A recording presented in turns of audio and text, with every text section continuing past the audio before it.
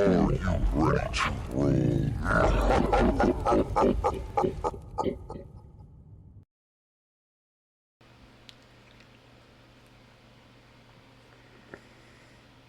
Hello, and welcome to the stream. My name is Screwsnick. I'm a charity streamer with Extra Life, one of the co-captains of Half Best Friends. If you don't know what Extra Life is, it's a platform for gamers to raise money for their local Children's Miracle Network hospitals. So far this year, I have raised $510. My goal is $2,000 or above. This is where I want to get to, but it's still early in the year. As a team, as a team, there's 15 of us in Half Best Friends. We are ranked number 17 out of 850 teams that do this. Okay, so think about that. Number 17 out of that. As a team, we've raised $3,896. We are averaging about $1,000 a month. Or more. It's amazing. We did the same thing last year, but this year we're at a really big trend. We have more people. My rank, so put things in perspective, my rank is 211 out of 3,851 people. So out of 3,851 individuals that do this, I am ranked 211, which is kind of mind-blowing when you think about it. Hold on, my light is too bright. It's blinding me. But welcome. It is M&M. Mutants and Masterminds Vanguard. Usually it's on Wednesday. I had to work overnights the beginning part of this week for 3 days, so that's why I did not have it on Wednesdays. I do apologize. But it works out perfectly. You know why? Because today is the official kickoff of Extra Life's Tabletop Weekend. Today, tomorrow, Sunday, it's all about tabletop games, folks. Whether it be board games, tabletop RPGs, card games, dice game, whatever you like. You like Yahtzee, you like playing Pokemon, you like playing Monopoly. Get with your friends, get with your family, and enjoy that. Like that is a good pastime. Like, while we do play video games a lot and stuff like that, especially as a streamer, that's, what we do and we enjoy. Sometimes it's nice just being at a table. Like, if I could be at a table with the guys playing M&M or playing Pathfinder or D&D or something like that more often, I gladly fucking would. I did years of doing that, and while this does help, get that itch, I just realized, why is that there? Hold on. It's going to annoy me. So, here, let me move this. So, I have a little bit of technical difficulties. So, there was an update to Streamlabs. So, when I logged into my Streamlabs, everything was like a quarter of the fucking screen. So, I had to readjust everything and reconfigure everything, including all of my my bits and bobbles for streamer.bots, my channel redeems, all of that, because it was all sorts of fucked up, folks. But, as it being said, it is, I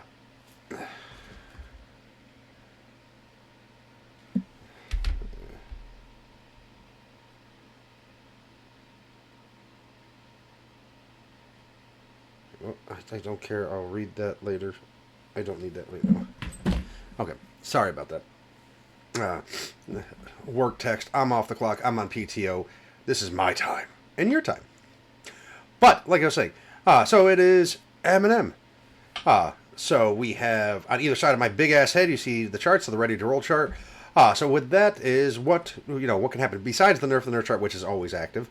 So $2 you can roll on the chaotic chart, comic chaos chart. You can, $5 gives you a reroll to a player or the DM, which they have to take the result of the reroll. 10 gift a hero point, which the hero point can be used for a multitude of different things, changing the scene, getting advantage, getting a hint, a reroll plus 10 to it. $10 gives a guest spot on a future episode or issue. $10 can also get a custom NPC added to the series, which we have 2 of them. The next one will be premiering next episode, or next issue. And then 20, custom build an issue or episode based on of what you want. 25% normal size, that applies to the hands, but apparently reverse the polarity on the forehead. Exactly. Like, with how big my screen was, like, literally, it was just like the corner, like the top corner, like top 25. I'm like, what the fuck is this? My head still looked big, really, really small. But then we also have the Comic Chaos charts. The Comic Chaos chart is when you donate $2. If you look down below, you'll find some dice below my big-ass head. Down there, you can take one of those once you donate, and you roll it, and you get to choose something, or you get to choose. You get to roll on this chart. So there is that you get to roll, and you get to see what happens. So I mean everything from a plot twist, portals, teleportation, mistaken identity. We did to get somebody get 2 episodes ago. Somebody got amnesia. Yeah, because it was issue 2. Yeah, issue 2. We're barking up the wrong tongue tree. Stretch got amnesia in the middle of combat. And it was already a small alien invasion, turned to a major alien invasion because of that. So all sorts of weird shit can happen. And that's kind of the point. So all 3 players are here today. I do know that Juddy is feeling a little under the weather, so he might be a little out of character than normal, a little soft-spoken and stuff like that, but we do appreciate him coming. So when we last left, last issue was, if anybody can remember, which I do, is Fool Me Once, where there are some chaotic events going on. They are fighting a big lizard man at a supermarket or gas station market. Took care of that. Kept on noticing this, one at a time. They were noticing this strange guy in a dark suit. Then they got home, back to the mansion, and Dr. Aton and Nan and I were arguing about stuff and decided, okay, we're going to work on this together. I am going to get the ankle bracelet put back on, but we're going to do it the right way. And then they got a call, so they went to the airport because it's being attacked by flying monkeys, Wizard of Oz flying monkeys. When they started taking them out, they realized they're potatoes. So they took samples of the potatoes, took back to the laboratory, and while they were investigating, they got teleported to a forest, and a leprechaun guy was there. Come to find out, all said and done, it wasn't actually the leprechaun. There was magic and herbology used on those potatoes that made them hallucinate. They did find out his name, but also when they were at the airport, they did run into the CEO of Andromeda, who's been offering to sponsor them. So when you sponsor a hero, it means it helps with not just litigation, which they already have protection from litigation and stuff like that through the PRA, but this helps fund them because right now their bills are being foot by Dr. Aton, and he doesn't mind helping out, but he also he doesn't want them leeching off him the whole time. So this will help them get back on their feet. So they have a dinner with Sylvana, who is the CEO. So there is that. But how about we go to the players and see how they're doing, and we will go from there. Here, let me move this over here because I always have this over here for whatever reason. Because I like starting so I can stare at the camera. I would put it over there, but then you're going to see all my junk over here, and you don't want to see that. Oh, that got moved. Oh, hello? Oh, hello. So we're still waiting on Devad. Yep. He'll be here shortly. He better be.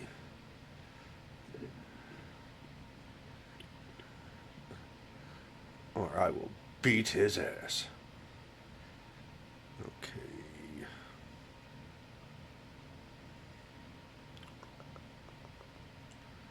Where...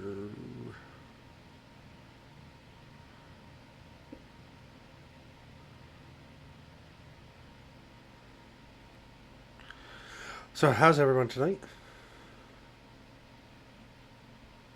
Sick. Same. All of us aren't feeling good. Juddy's sick. Robert's has respiratory issues and congestion. I have a sinus headache and a toothache. So if Dave gets here and he's not dying of something, we're just going to have to murder him, I guess. Does that We seem... like Dave. Why would we do that? Because he's the outsider at that point. Well, that's not fair. I mean, okay, we can talk through this, I guess.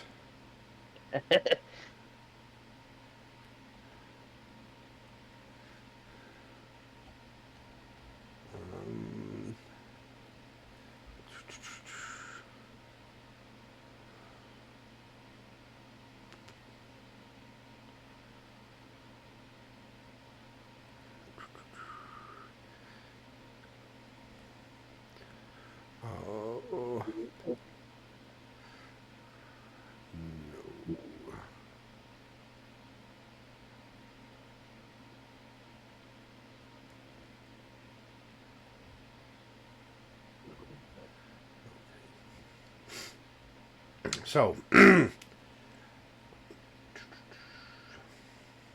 do you guys remember of last issue?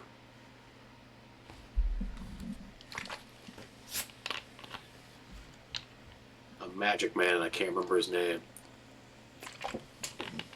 Rory Flynn, aka Paddyhats.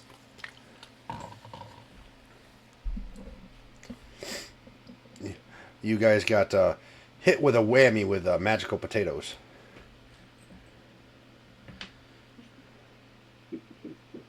Yeah, and then those potatoes drugged us, and we got sent into this, I don't know, mindscape, I guess? Yes. Creation?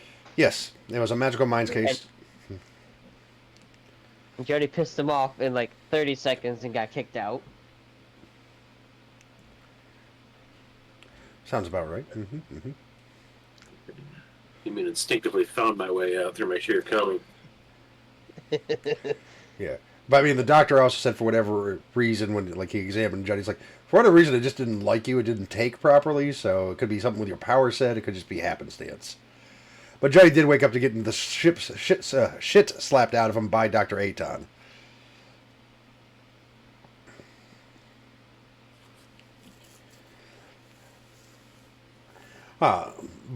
But you guys did get some rest.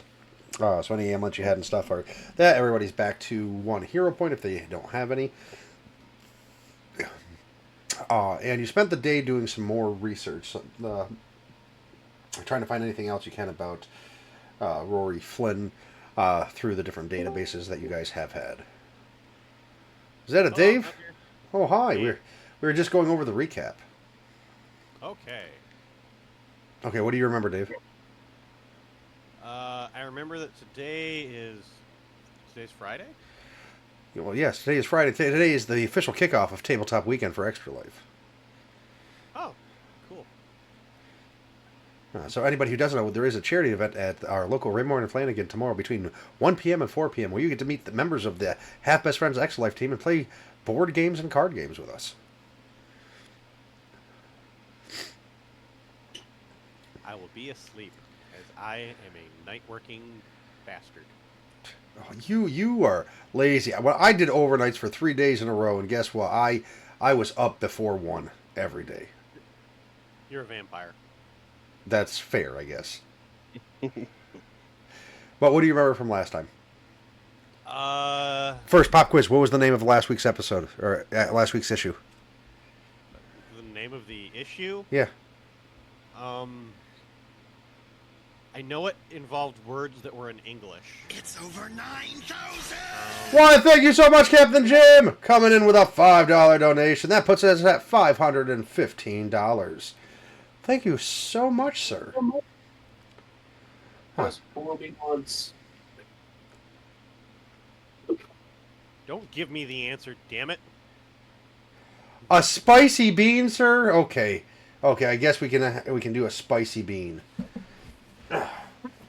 While Dave tries to remember, I'll give you a hint, Dave. If you look at the one for this week's episode or issue, it's very similar to last week's because this is a continuation of last week's. Fool me once. There you go. Really didn't figure out the answer for me. I wasn't paying attention because I was paying attention to my chat. Habanero, folks. That's the easiest one to see because it's the fucking orange one. You know something, Jim? This bean right here might actually clear out my fucking sinuses that I'm having issues with right now. I just want to point out to everybody, though, who doesn't know, gummy beans are fucking disgusting regardless of the flavor.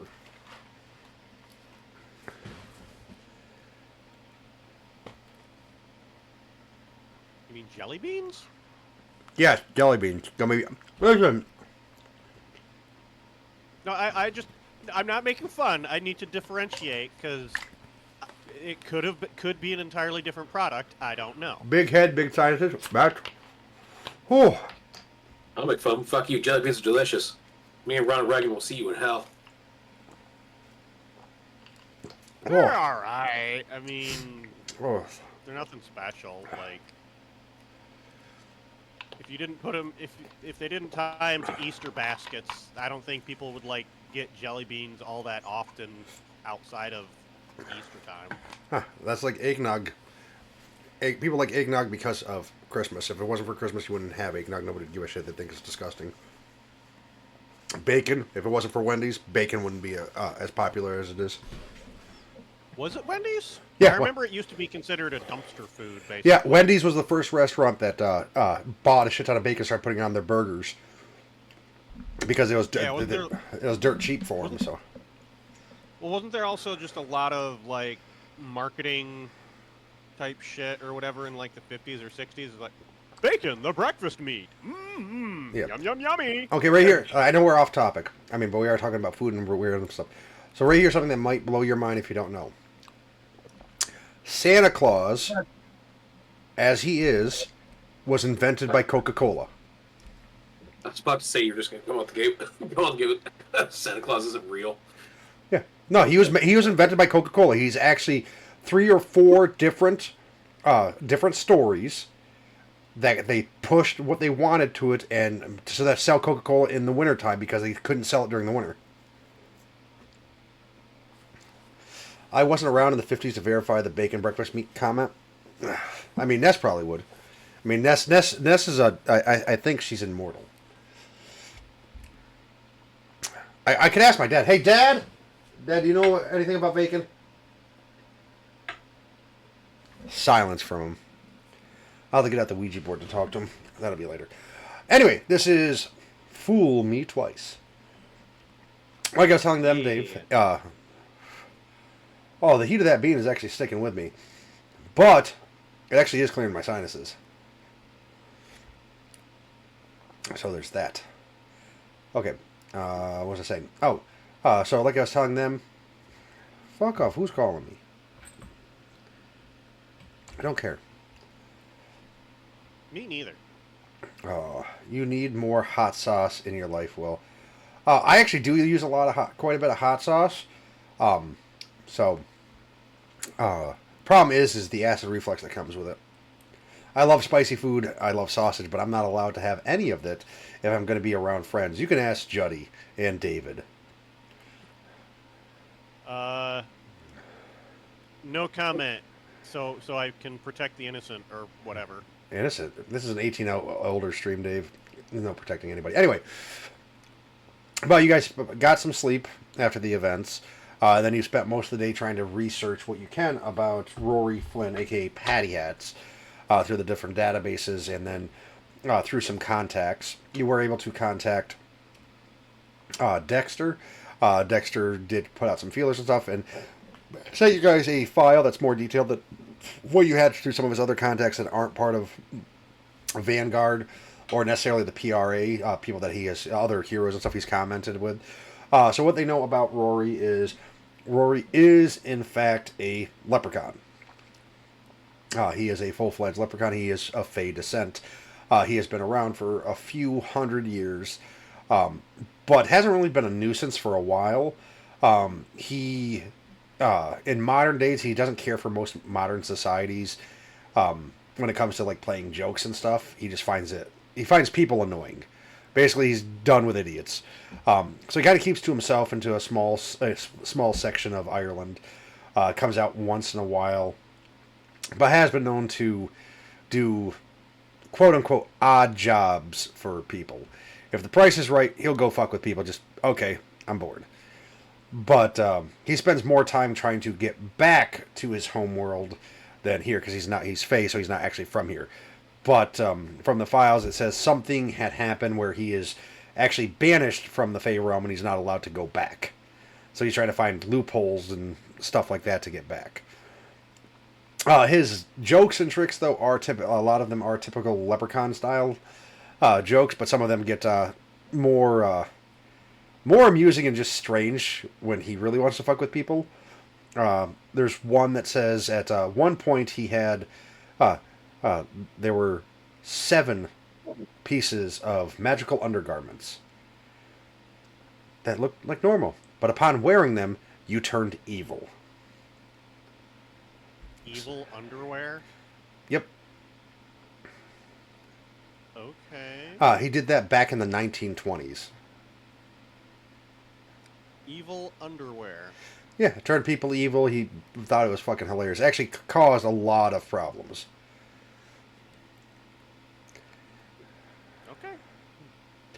Okay. He's also been known to turn people into children, to randomly give people powers, to put people in random places. Evil undies, yeah, I've fallen victim to that before. Polymorphing people, giving people phobias or compulsions. But typically he is kind of like he always has a he just about always has a purpose.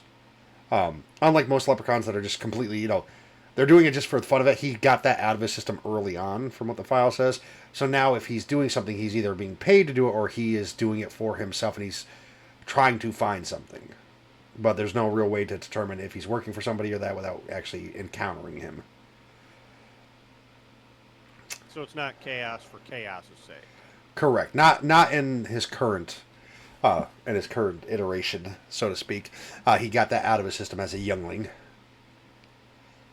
A compulsion to purchase mini blinds at a wholesale store. The catch is that you have to spend $5,000 to save $100.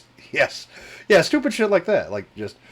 But you guys have spent most of the day researching this and looking at stuff, finding... You actually did get a couple good good pictures and paintings and stuff like that from him throughout the years. Like most leprechauns, he doesn't age. So he looks like a man in his early to mid 30s at most. But that being said, you do have a dinner at Andromeda tonight with the CEO, Miss Lockhart. Do you remember what for? To discuss, was it sponsorships? Yes. And that is what you guys are getting ready for. She is a CEO that actually lives in her office building. She has a, like summer homes and stuff like that.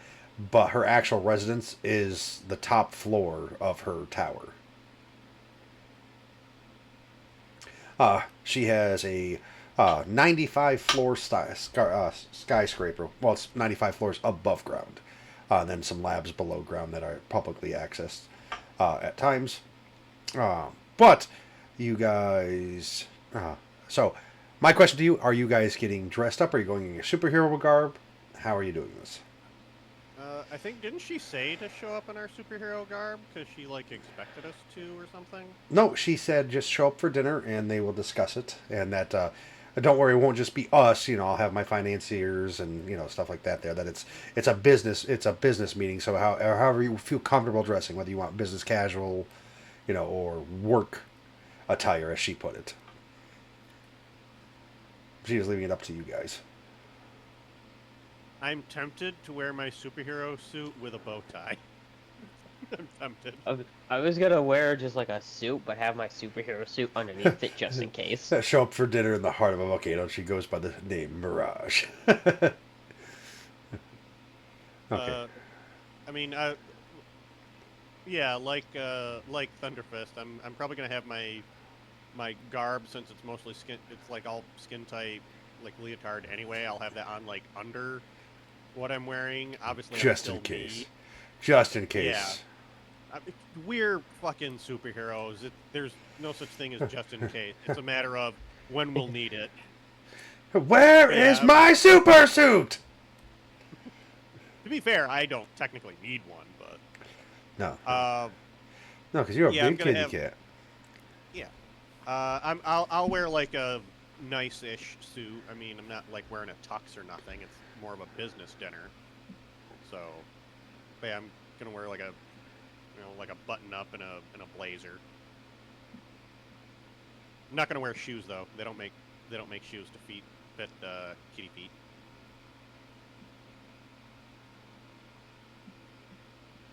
Okay. Jody, what about you? I'm just going to make it look like I am wearing a replica of a Sean Connery era James Bond suit. Nice. But you're using your shape-shifting ability, so technically you're walking around naked? Yeah, at all times. Oh, he already stated that that's how he usually walks around. I'm just waiting for the time he forgets to concentrate, and then his rubber schlong falls out. Oh, no. Ooh, sorry.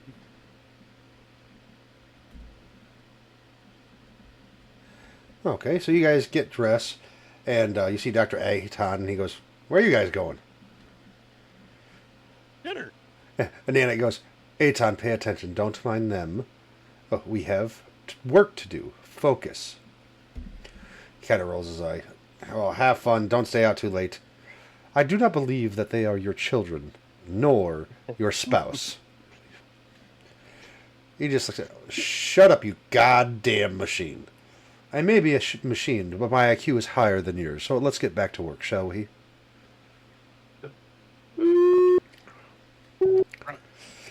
Okay. Promise to not stay out too late, Dad. And I'm gonna give him like a cheesy grin and a thumbs up.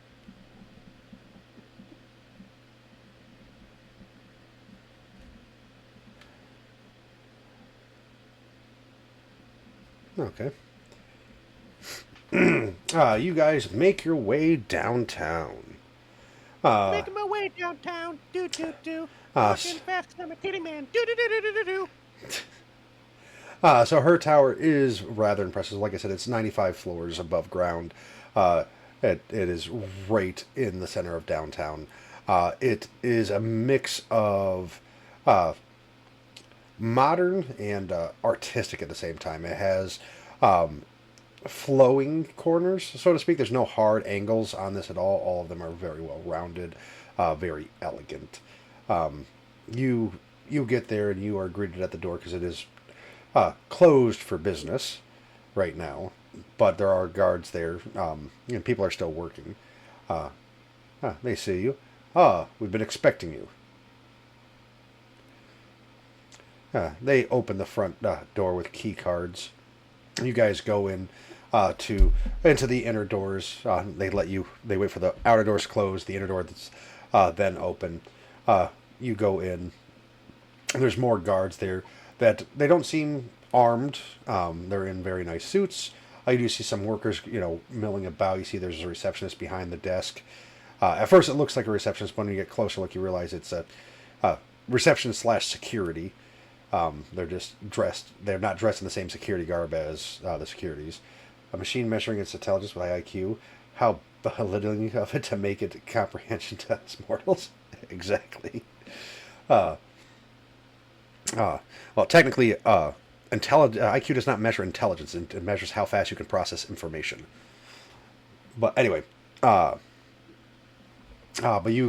they take you down a hallway. You go past the elevators, which has you guys all a little bit confused, and go to the end of the hall, which there's just looks like the end of a hall.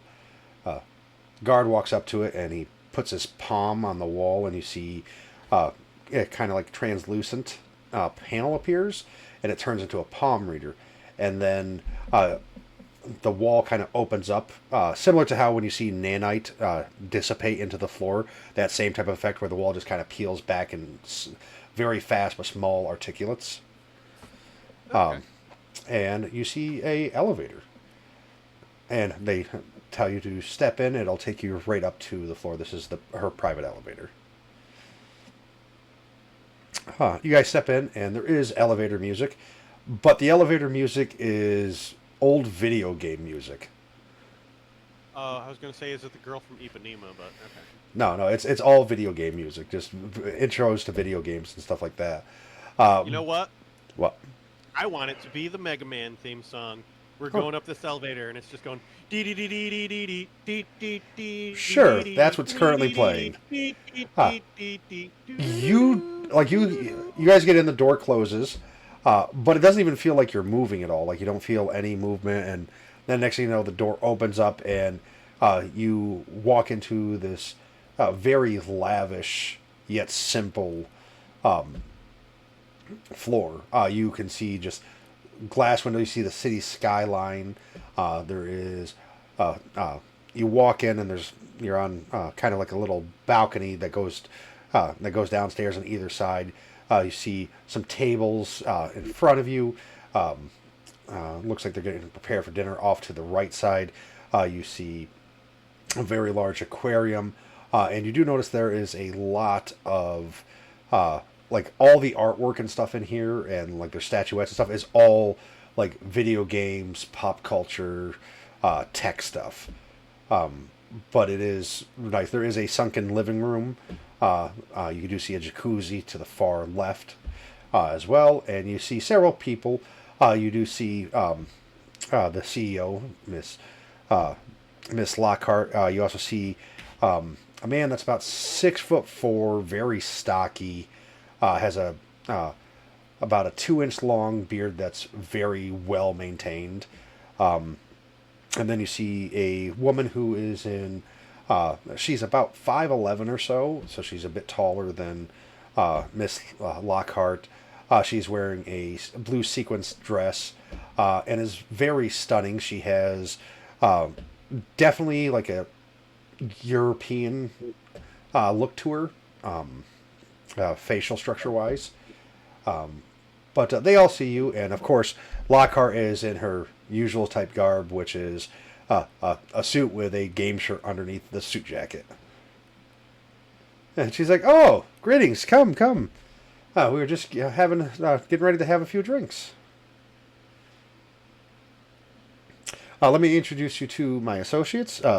Right here, this is Dmitry Vladkov. He's head of my security team, and he's pretty much always with me when he can help it. That's his primary function. He does do a few other things. And this is Vanessa Straw. Vanessa is my head of finance and PR. And this is the Vanguards. But Dmitry sticks out his hand and says, "Nice to meet you." I shake it. Nice to meet you. Shake hands as well. Okay, so the first thing you notice is his hands are massive, easily twice the size of your guys's. He does have a very strong grip. And like looking at him closer, like stocky is an understatement. Like this guy, like he's wearing a suit that's kind of that it looks like it should be loose on him, but you can see the muscles underneath the suit. Like the suit's a little bit too tight. "What's up, Ness?"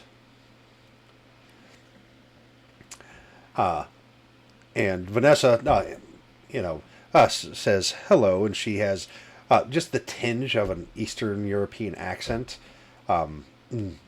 Just very faint. It's only on certain words. But she says, "Welcome." So she looks over at Lockhart and goes, "So Savannah, do you want to?" And she just kind of motions, and Savannah goes, "Yes, yes. Come on, let's go have a seat while we prepare for dinner. I have no ears, just wanted to say hello." "I understand that. You heard Ness, she cut off her ears, folks." So she cut off. She says she has no ears, so she must cut off her ears. So anything we say, we can say anything we want right now. She won't know. She's a Oh, brilliant well, pedicure. she smells funny, and, I don't know, I've never actually met her. I've never actually met her either. I just pretend. Oh, I see. And she's actually a Well, hologram. But anyway, so they take you to the large table that you saw, and they have some drinks around. A couple servers come and they pour water and then ask you, "Is there anything we can get you?" And Savannah says, "I have beer, I have wine, I have scotch, I have bourbon. Whatever you want, I have." We'll just put it that way. Water's fine for me.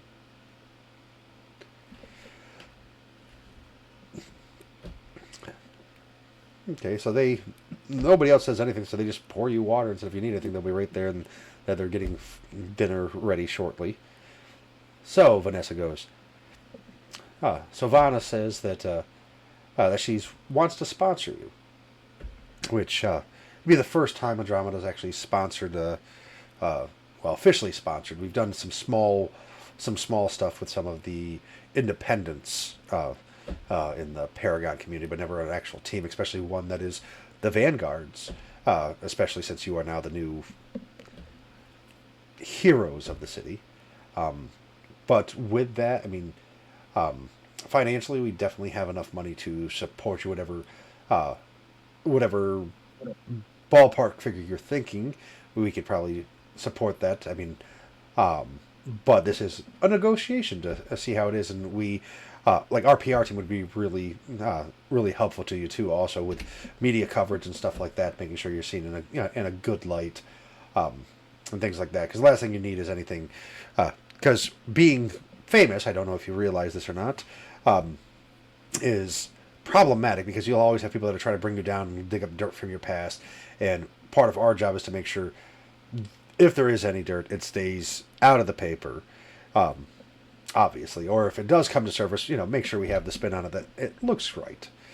But I mean, so what are you guys kind of thinking? Like, what do you have a number in mind? Like, what would you like to see out of this deal? I guess. And she seems kind of nervous when she's talking about this. You can tell by just how jittery she is and jumping around. And Dimitri doesn't even seem like he's paying attention. He's drinking a glass of scotch on the rocks and kind of like he's not even sitting at the table. He's staring because the other side of the table he's on is right near the window. He's kind of staring at the skyline, like not really paying attention much. And it looks like Sylvana is paying attention, like very much so to the whole conversation, just kind of gauging everybody's, like watching your guys' body language and stuff. Should we have any general idea as to what we would require for funding? You would not, because you've had everything paid for your entire existence, so you have no idea. Sounds right. You've been part of Vanguard and the PRA your whole life, and the Vanguard has always just taken care of stuff for you. So, like, if you needed anything else, you do a day job just because you can. Like, hey, I have petty cash, so I can buy something. But you don't really have stuff either, so, like... Who took all my stuff?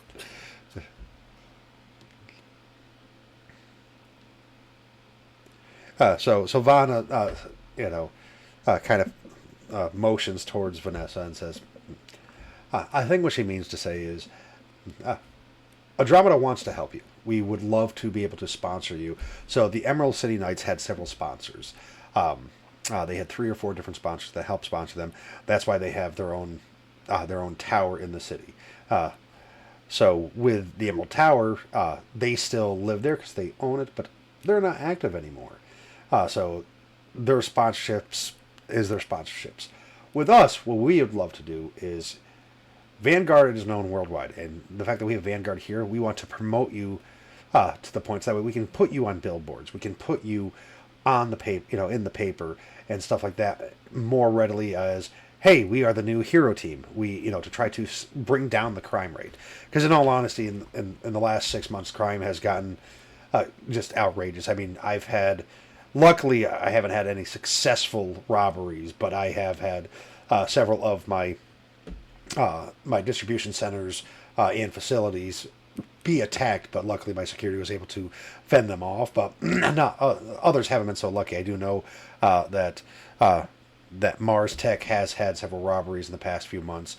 Keats Industries as well. Ultra Labs was attacked a few days ago. That was thwarted.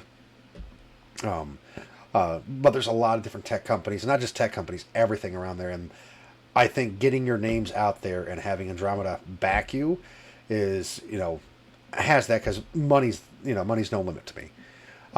But it's more to get you guys out there, and then anything that you guys need for new tech. Because, like right now, from what I've heard, is you're staying with Dr. Aton, who is retired, but like that's not really a base of operations. That's a manor. I mean, if you guys are fine with that, that's fine. But I figured eventually you guys would want to get your own place and set it up how you want, and not have, for lack of a better term, a crazy old man that's watching your every mood. But like that's just my opinion. But plus, also with that, to help with that, I mean, we can also for our side of things, your likeness can go into video games. We can start a real comic line with with you guys for your all of your exploits and stuff like that. That'll help get your name out there and help bring that attention to it, and get the criminals and the villains of the area to know that, hey, we mean business. And plus, who doesn't? You'll inspire the next generation. Can you imagine you guys in a video game? Like in one of my next fighting games, I could have all three of you as premier characters in the next fighting game. You have a whole generation that are seeing your powers, that are gonna that want to look up to you guys because you're heroes. Like that type of inspiration, like you can't put a price tag on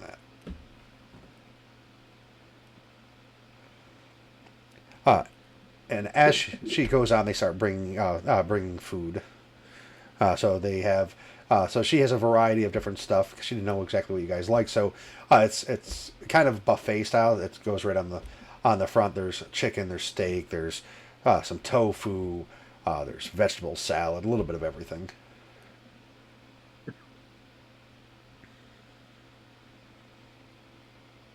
To be fair, it all sounds good to stretch. I think you would be behind the idea of being like in a comic book and a video game and shit. What about you two? Well, I'm all for getting our own place, setting it up, having access to our own technology, not having to rely on Aton for literally everything. And Mr. Wildcat?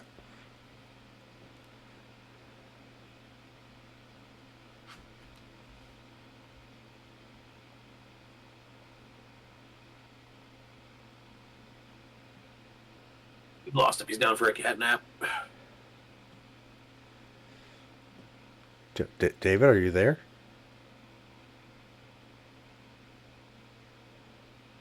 Are you having technical difficulties, sir?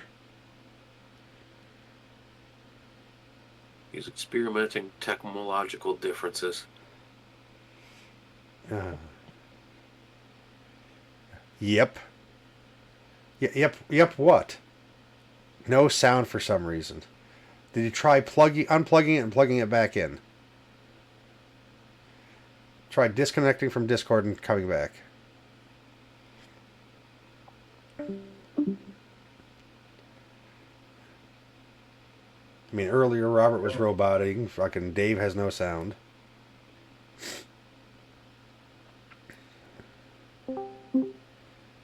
Hello?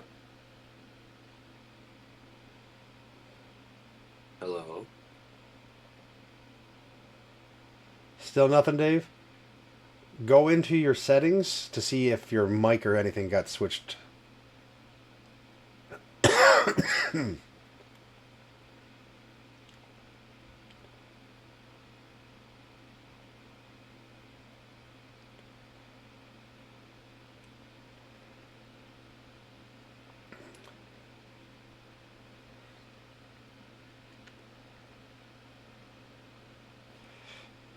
We're going to say for this moment, Dave's stuffing his face, so she just kind of moves on and just starts calling small talk. Don't answer now. Take time. We have time. And she just starts talking about a little bit about herself. So that way you guys can get to know her. How like a lot of it's stuff that you like. Some of you know. Said that she was gifted and stuff like that. Only child. She actually grew up in Freedom City, and that her first job was actually working at a little hole-in-the-wall arcade called the Joystick. She loved it there. It had old school, had a lot of the old school arcade games with some of the newer ones, some of the new ones on the market. What the fuck was that? Ghost the Machine. But then also they tell you about her, about her career. She graduated high school with honors, Regents with honors at 15.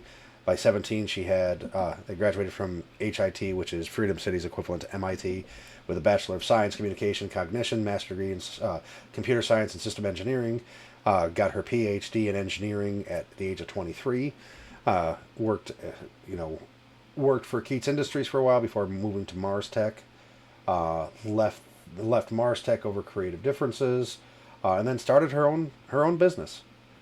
And this is where she is now. Her true passion is video games, and she likes helping out indie developers. When she sees an indie developer that's trying to get stuff and struggling, she will offer to buy them out, but then typically keep them on. She's like, I want to help you, and I can put you Can under you my hear me? umbrella. Yes, yes, we can. Yeah, my mic must have fucking died, so I had to switch headsets. I don't know, just out of nowhere or something. Weird, Or, very weird. no, never mind. I see what went wrong now. My other headset has a mute button on it, and somehow it got tripped, even though I was nowhere near the fucking thing. Okay, whatever. So Dave switched out his headset because he didn't realize there was a mute button. Got it. That's Well, to be that's a fair- great way to mess it up, Dave. Well, to be fair, it's not like I was playing with it or anything.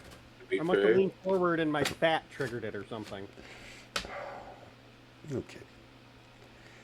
But like I said, she assumed you were just eating, and she's like, you don't have to answer right now. I could hear you guys, by the Yeah, way. So yeah. But like she said, I was eating the fish. but she's just like telling you about herself, so you can kind of get to know her as a person and stuff like that. The fact that she loves video games, she loves nanotech, that she's actually really good friends with Liam Keats, who owns he's the owner of Ultra Labs. Like, she's known him for many years. That she considers herself good friends with him, even though they don't get a chance to hang out all the time. Between he's doing cutting edge research in the field of medicine and stuff like that, using his stuff, and she's like, I'm a video gamer, and I make video games and computer parts and some nanite space technology and stuff like that, so I can help him out with some of the stuff. So but then Vanessa Vanessa at one point mentions Mars Tech, and then Sylvana just gets this look on her face. Just don't. I can't stand Max. He's a dick, and his business practices are not good. He is not good to his people.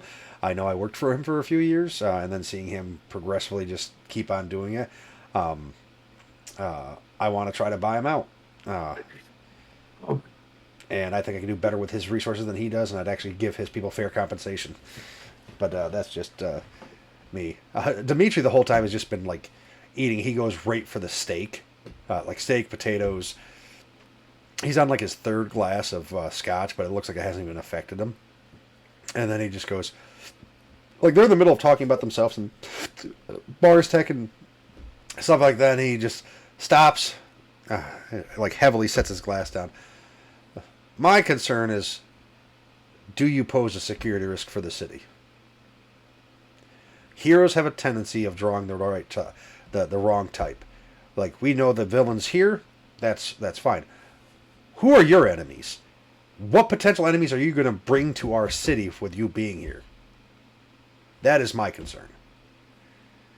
I'm not gonna say anything, but I'm just gonna kind of slowly look at Dave, or Wildcat. I'm gonna give him a dirty look because he knows damn well they didn't come for me, so it had nothing to do with me. Just because I know them, not every alien is friends,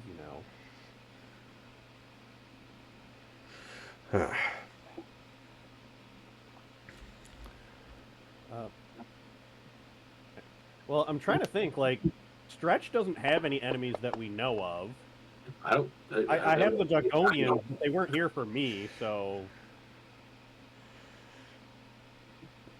Yeah, like, Probably don't have that many enemies. no, like, you've had people that you've, like, that you have encountered and, like, taken care of and stuff like that, but no, you guys don't have any. You guys have practically no rogues gallery whatsoever. Like, Yeah, personally. Like, there are people that, like, they don't like Vanguard. If they know you're Vanguard, they'll probably fuck with you if they're in the area, but they're not going to search you three out specifically and be like, we need to get them because he did this to me one time. You guys are like,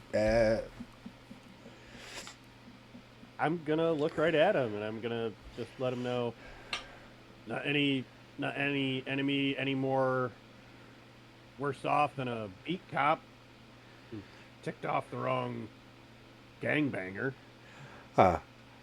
Okay. Roll perception checks. Perception. This page. Hey, don't roll your dice on my dice. God damn it. Okay. So, Robert, you do not notice. Wildcat and Stretch, you notice. So, Stretch, you hear the sounds of car alarms in the distance, which is pretty fascinating considering how high up you are. So that means there's a lot of them. Wildcat, you hear the same thing, but you also smell. It smells like very strongly like talcum powder, like a metric ton of talcum powder. Talcum powder? Yeah. Is it just suddenly? Yes. And then you hear in the distance, and then the ground starts to shake. Wait, what did we hear? It's supposed to be is that a baby crying? Yeah, it sounds like a baby crying. What? And the ground's shaking, and the table is now shaking, and the food's kind of like shaking off. Instantly, Sylvana pulls out her phone, presses a couple buttons, and it stops shaking. But you see like a blue glow like stretch out through the room, and everything stops shaking. And now you see kind of like a very faint hexagon pattern. Horfield. Gotta protect my business. She gets up, and like Dimitri is already like up and at the window looking out. And he goes, "The fuck Same. is that?" And you see about 6 blocks to the south, a 75-foot tall baby in a diaper that has a giant binky and is just wielding 2 cars and kind of smashing them together like kids do, and just kind of looking around at stuff. Has just a big plume of hair sticking out with a big bright blue bow on it. And you hear, Damn, that's a giant baby. Oh. you can see police cars and fire trucks going, like all around him. Some of them are trying to blockade him in, and he's just kind of stepping on them, and steps on one, like he steps on the fire truck and just goes, ah! And picks it up and like drops the car that he has in hands, picks up the fire truck and just whips it down the street and just starts going through like a couple of the buildings. Ooh, that's not good. I think we have to cut this dinner short. I'm gonna turn to Sylvana. I am very sorry for this. No, And absolutely. start making way towards the door. Use the balcony. She goes over and she presses a couple keys on her phone, and the force field like dissipates at the balcony window, and then it opens up. Time to go spank a baby. Remember, you are on the 95th floor too. Now, question for everybody: did we bring our I can't remember what it's called. V swoop. The V swoop. Did we bring that? I don't know. This was supposed to be like a business dinner, like. Well, that's really the only We mode of also- transport. That's the only mode of transportation you have that Aton will let you use. Yeah, but we also didn't like park on the roof or anything. We parked on the ground floor because we took the elevator up. Remember? Yes, but it also has a cloaking device, so it's up to you guys. Oh, I just assumed we took it and just left it outside. So I didn't assume I you would guys say. walked. I thought we would have taken it too, but you never know. We could have called a taxi. I don't know. If we're assuming we took it, then I assume it has a recall button or something. Maybe I don't know. It does Yeah, have a I recall don't know. button. I may have to put some PowerPoints into it just to know that we have it and we know what it does. Probably be a smart thing. I told you guys it was yours, and not one of you asked, "Hey, can I get the stats on it so I can put it in my inventory?" Not one of you. Okay. Do we need? Okay. Do we need stats for it? All right. Well, no. Yes, if you guys have the stats for it, it means you can use your PowerPoints to upgrade it. Otherwise, it's asking Aton to upgrade it, and he'll be like, "I'll get to it when I get to it." How about that? Yeah. Well, hit the recall button and hop in, I guess. So it comes up. You don't see it at first because it's still cloaked, and then as it goes up, you can hear it before you see it, and then it kind of decloaks, and you just hear Savannah kind of like that just impressive gasp, and goes, "That's fucking awesome." Yep, fangirl. And Dimitri's like, "Huh." Vanessa is just like, "I've seen better." Like, just kind of snooty about it. And Dimitri's like, "You're a bitch." Before we leave, I'm gonna turn to Savannah. I'm gonna say thank you for dinner. It was excellent. Sorry we had to rush out like this. We'll reschedule for the rest of this conversation, guys.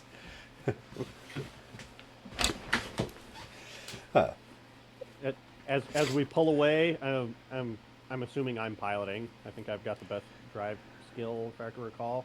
Yeah, I believe so. Yeah. As we pull away, and I was gonna get me some cheesecake. Mine's a 10. So it goes to a panel down the street. It shows this gigantic baby, and sitting on this gigantic baby shoulder is a bearded man in a dark red suit. God damn it. And he goes, "That's right. Have fun, baby. You keep them busy while I go find it." And then he kind of jumps off his back and kind of slides down, and then kind of like a rainbow ramp appears like from his boots, and he kind of slides down to the street and then just kind of dissipates into the crowd behind. Did we see him, or was that a cutaway? No, that was a cutaway. Okay. But as you get closer to this, you can use the scanners. So if someone wants to give me a technology roll, you can use a scanner on this big ass baby. Okay. So for what you can determine, this baby does have a very odd telemetry when it comes to it. Like, it's existing and not existing at the same time. The best way the computer can determine is from the limited processing that it does have, because it's not, it's state of the art, but not super. It doesn't have access to everything, obviously. Is that it's hard light is what it kind of comes off on, but then it's like erroring. So it thinks it's a hologram that can interact. Is basically what it is. But you also do notice that so it has an old school cloth diaper on it. And so it has a big old big old pin on it. And the pin has a 4-leaf clover on it. Oh, for the love of...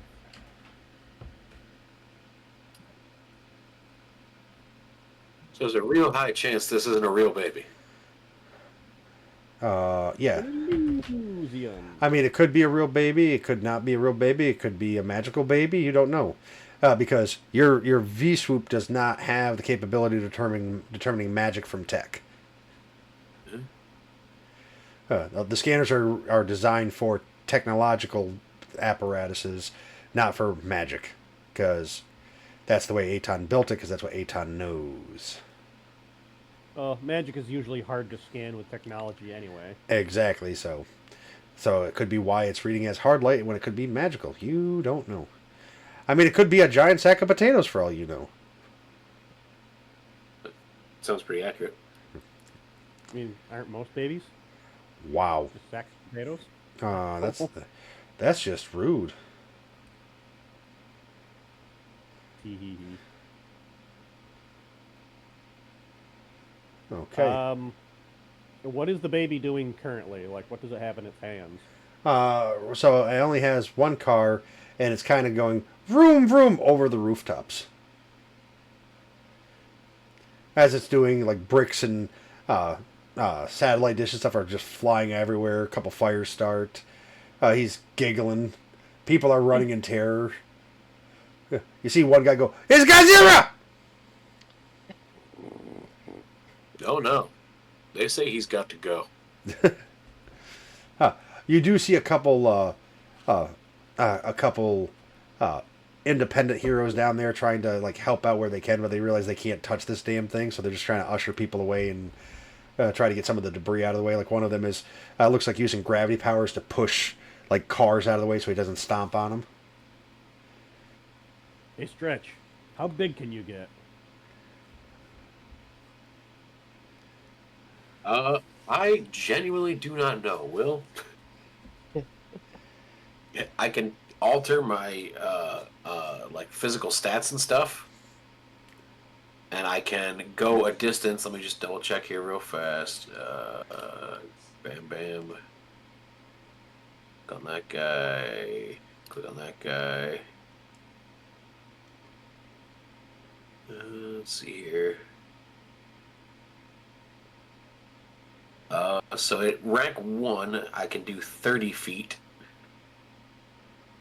And at rank 20, it's 1,000. I'm at rank 12.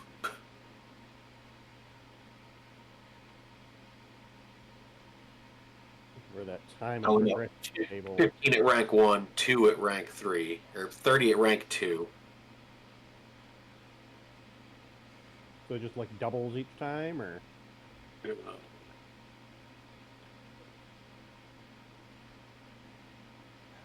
Let's see here.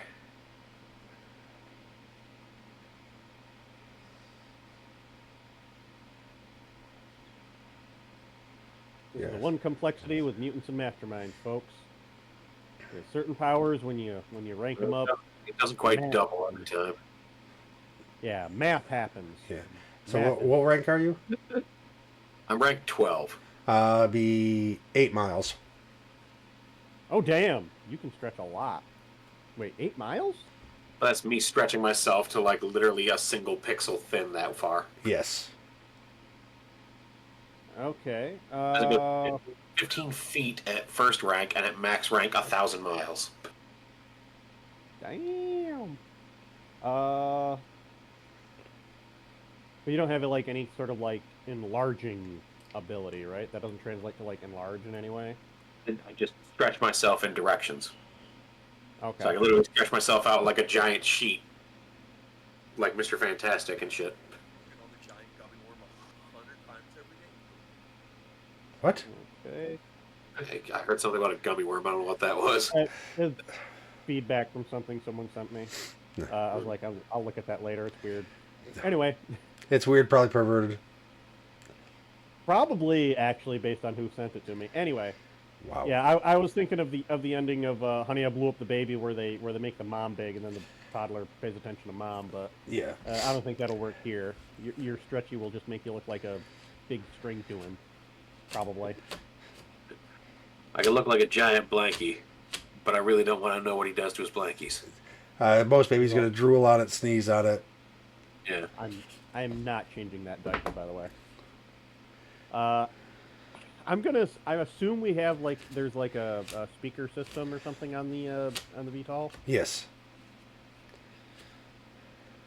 I'm gonna try that first. It's probably not gonna work, but I'm just gonna get on that and just go. Bad baby, Huh? put that down right now. It looks over your direction. As it tries to grab you. Oh shit! Let's pull out of the way so it can't. Okay, roll a fly check, please, or pilot. Drive.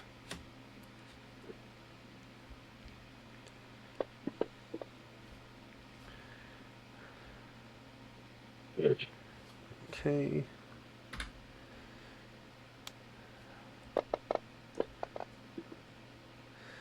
Yeah, he misses you.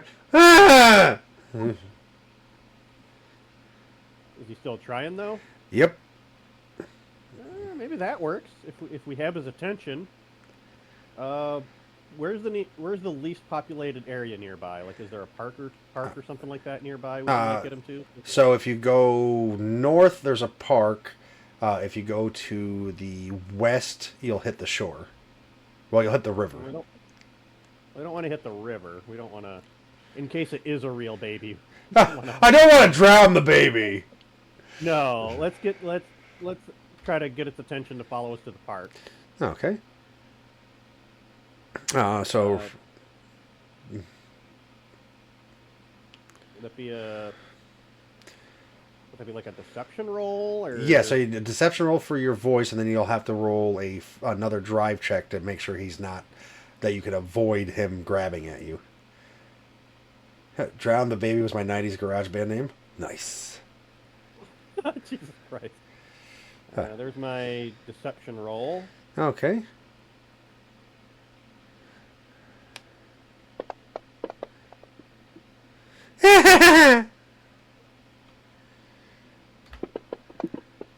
And there's my drive check to stay out of its grip.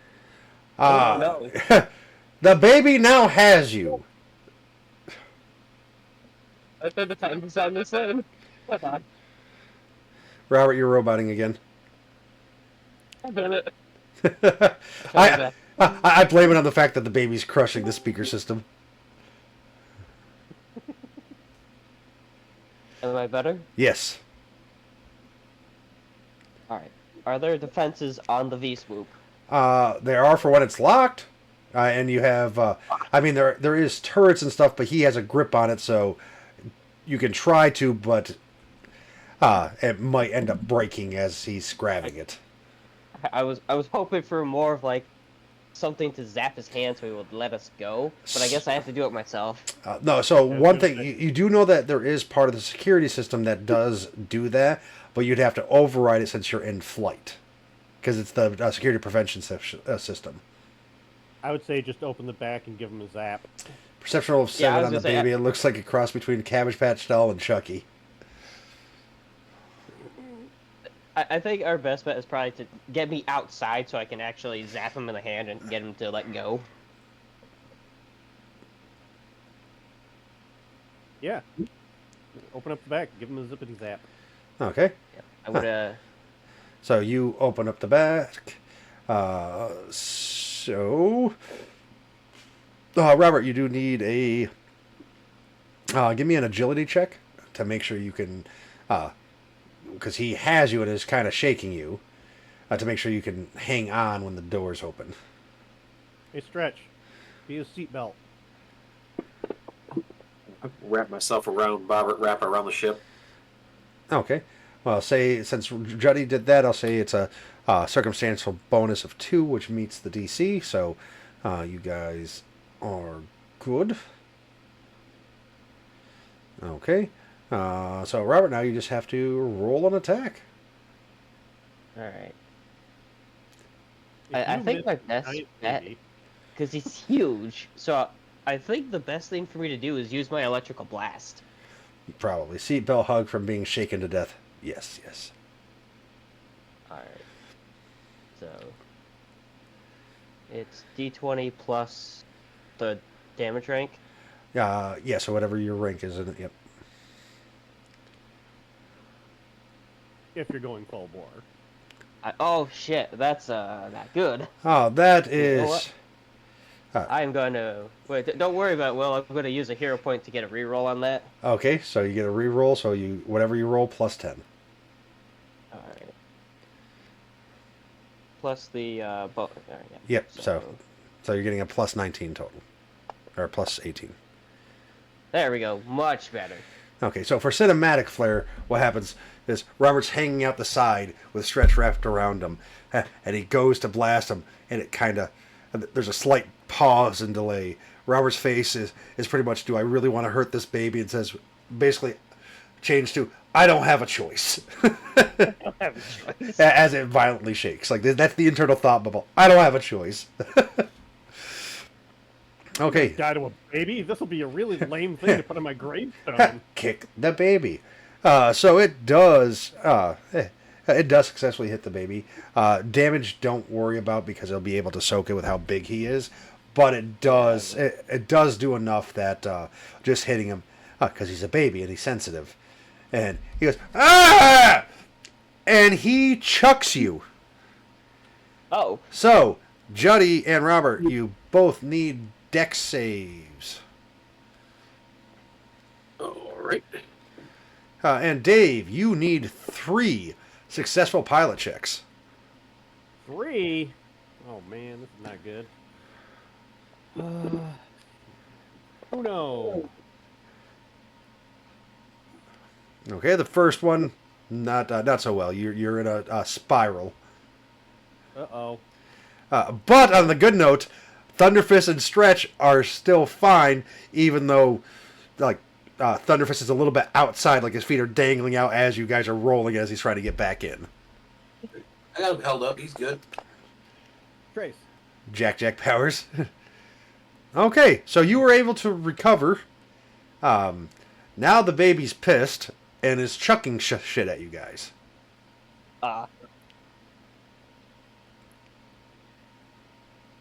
Well, I guess I'll try a. Come on, get me. So as the baby's throwing at you, go ahead. Oh, Hey, Will, how high off the ground are we? so you guys are probably 60 feet, 70 feet. All right. Is there a building nearby? Yes. Cool. I've got an idea. What's your idea? You guys remember a certain dinosaur? If we can find Mascot can distract the baby. Did you even notice him? We don't know where he's at. Mascot's like 7 feet tall and is a plushie. Yeah, it's like the perfect thing. I'm just gonna yell very loudly, like make my mouth into the shape of a megaphone, and yell down into the city, "Oh no, my tummy hurts and I'm being bullied at school." And then you just hear, "Don't worry, boys and girls, Mascot's here." Ah, perfect. All right, I want to try and jump from the V-swoop to the nearest building. Okay, roll an acrobatics check. Oh,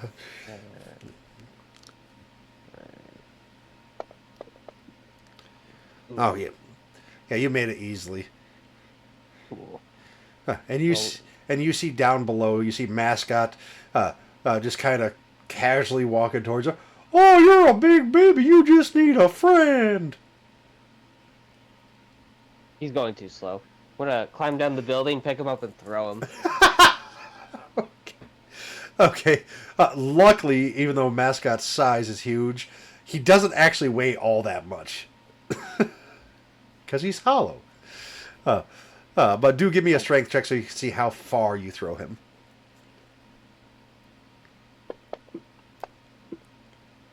Oh, shit. Oh, no, yeah. Like, you throw him and he's just like, "Whee! I'm a bird!" And he's like flapping his little his little arms. And then the baby sees him. "Oh, Dino!" And picks him up. "Oh, Dino." And just starts squeezing him. And you see, every time he squeezes him, Mascot's head gets bigger. And then it goes down. And then it gets bigger and goes down. God, he's like a stress toy. Oh, hi there, fella. How's it going? Where's your mom and dad? And then just start gnawing at his head. "Well, that's probably not very nice. You be teething, though?"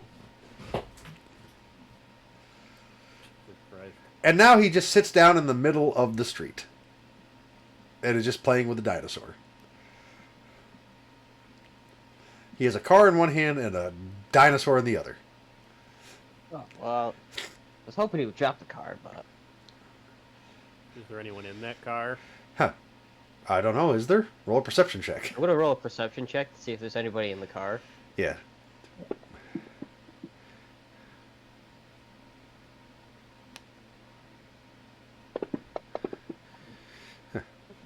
There is one person in the car, and they're like screaming at the top of their lungs.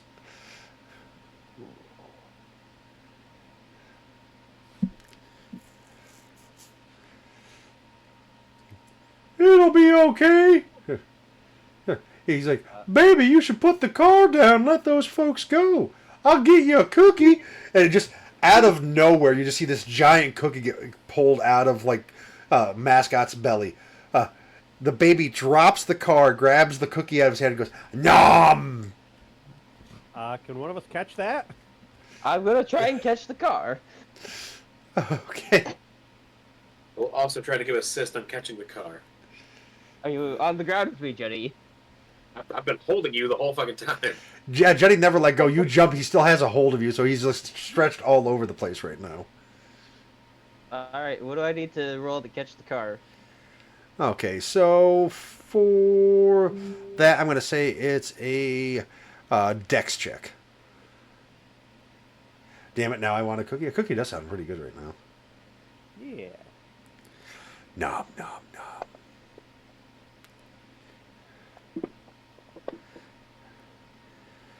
Oh yeah, with Stretch's help, you guys catch the car. So, like Robert, you catch the bulk of it. So as it comes flying, you end up grabbing its axle to kind of stop it, and then stretches out a bit and acts like a kind of a parachute or a barricade that kind of like springs off, so you can get better grip on it and set it down.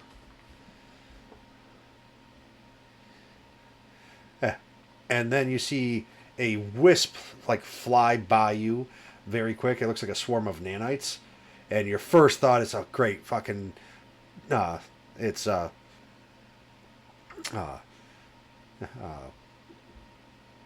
Terabyte. there we go. Sorry, my sinuses are still killing me, so my brain's not functioning. You think it's terabyte until you realize it's nanite, with how fast it's moving and stuff, and it stops, and he goes, "Cease and desist, baby." Bebe. And he goes, "Oh," and just like goes, "Cookie," to nanite, and it's like, and he starts nanite starts absorbing a bunch of the debris around you. It starts like funneling towards him like a tornado almost, and he starts getting bigger and bigger until he's the equivalent of an adult comparatively to the baby. Oh, that big. Oh shit! He goes, "Come, baby," and picks him up. Baby goes, "Up, up," and drops mascot. And then That's fine with it. as soon as he picks up the baby kind of shrinks down, and then shrinks down, and Nanite starts shrinking back down too, and then is back to normal size. And he's holding the baby, and the baby turns into this very old-looking cloth doll of a baby.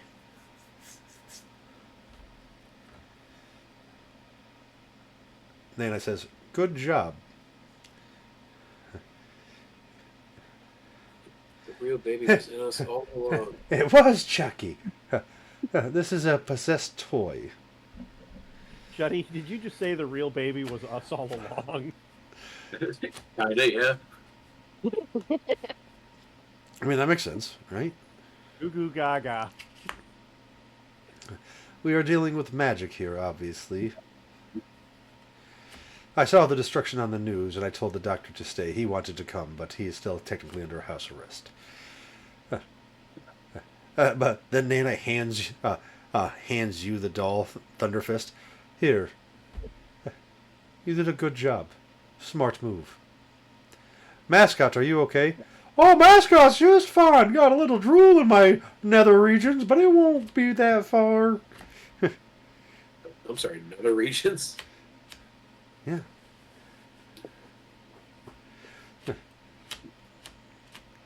I'm gonna go get a wash. Thanks again for all your helps, folks. House arrest means you can't leave the house, but if the house moves to the location, you're technically so within the law. Yes. Aton has said that multiple times, actually. But you guys successfully saved the city, but now there is all the destruction. But you see Nanite is actually going through and fixing a bunch of it. Well, I'm gonna help with the air quotes cleanup, I guess, or whatever. Make sure any of the other vehicles that the baby was tossing around didn't have anybody in them, and if it did, if they're okay and all that. Okay, hi or low, Dave. Hello. So there were some casualties. Oh no. Okay. So there were 3 major injuries. A bunch of minor ones, but just 3 major injuries where they have to go to the hospital. But no deaths, unfortunately. Unfortunately, there's no death. Unfortunately, no one died. We'll have to try harder Giant next time. baby. And now that you guys actually have time to stop and breathe, you realize that the Safeguard app has been going off like fucking mad. Oh no. Now what? A series of clothing shops on Yellow Brick Road have been broken into. Clothing shops, jewelry shops. And they're all strange, where it's like the doors, like, one of the doors just ran off, like, unbolted itself and ran off with legs. Another one turned to putty. One turned to cotton candy. Just weird shit. Like the doors? Yes. Like the doors, and Okay, then I wasn't sure. yeah, the doors like Okay, that's how the doors were broken into, and it's the same description. A couple pictures of a familiar-looking face, a bearded man, dark red suit, and your recognition pattern says it's Rory Paddyhats Flynn. is it still ongoing, or has it Yes. already finished? No, it's still ongoing. Well, we best get over in that direction then. All right. You got everything here, Nanite? Yes, not a problem. I will take care of it. Thank you for your patronage.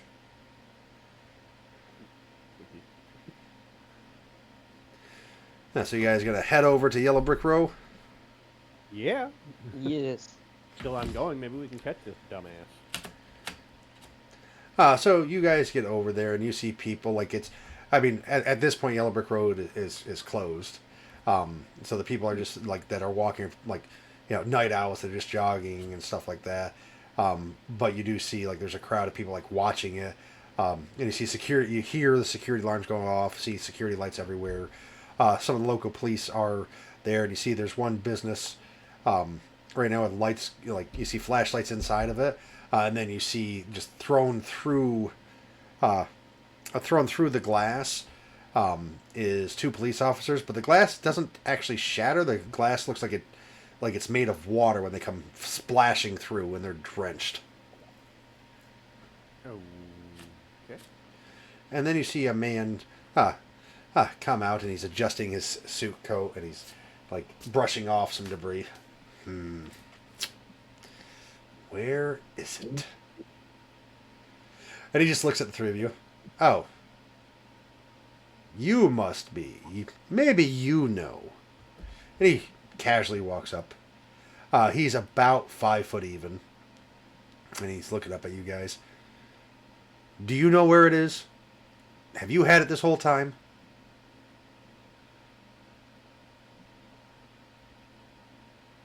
For what is? Don't play coy with me. Could you be more specific? I own various objects and things. No, you would know. If you knew where it was, you would know. You wouldn't ask me stupid questions. You're useless, just like the lot of them. And he just turns around like you're not even there. Don't you turn your back on me. I'm going to grab to the back of his collar. You grab the back of his collar and you yourself spin around to where he was, and he's 5 feet away from you. Now that's just rude. Let me introduce myself. I am Rory. Rory Flynn, or you can call me Paddyhats. Stupid questions! Yes, stupid questions. You are the would-be heroes, I'm assuming. What you do with my baby? You didn't hurt him, did he?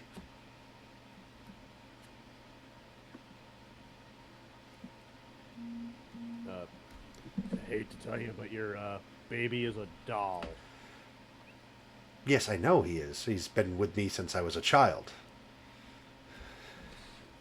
He's one of my favorite possessions. Maybe if you didn't leave your things lying around. I did not leave my things lying around. It was stolen from me. And I want it back. If I do not get it back, by tomorrow, I will severely start punishing this city. I know it's here. I just don't know where it is. What is it? If you have to ask, you'll never know. You're infuriating. Somebody has it. You find it. I am looking for my third leg. I'm literally in character gonna giggle at that. Why are you laughing? Uh, Am I amusing reason. to you? Where is my walking stick? Where is my cane? Where is my goddamn shillelagh? Whichever one of you took it, there will be hell to pay.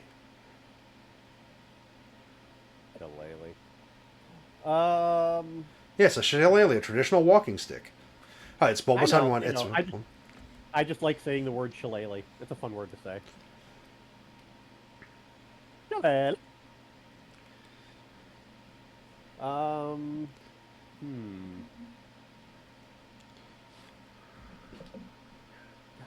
I have no. Obviously, we have no idea where his shillelagh is. But he's giving you till tomorrow to find it, otherwise he'll start real trouble. So far he has attacked an airport, made a lizard guy go crazy, and summoned a giant 75-foot tall baby to wreak havoc so he can search for his shillelagh. And he's not even getting started yet. That's just him distracting you guys to try to find his shillelagh. And he says by tomorrow, if you don't find it, he's going to actually start really getting irritated and actually doing stuff that's going to be detrimental to you and the city. Well, when did you lose it? It was stolen from me. When was it stolen? Around 3 weeks ago. I have tracked it here. But then I lost the trail. What does it look like? It's he goes about 2.5 feet tall. Has a black gem on the end of it, curved, and it's made out of dark oak. Has a line of silver running through it.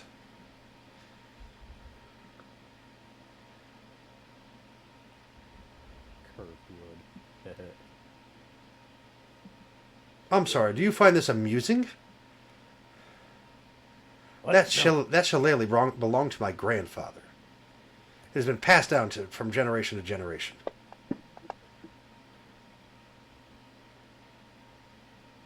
Just trying to treat that an awareness check like a wisdom check, basically, to try and remember it. If I recall seeing anything that looked like it.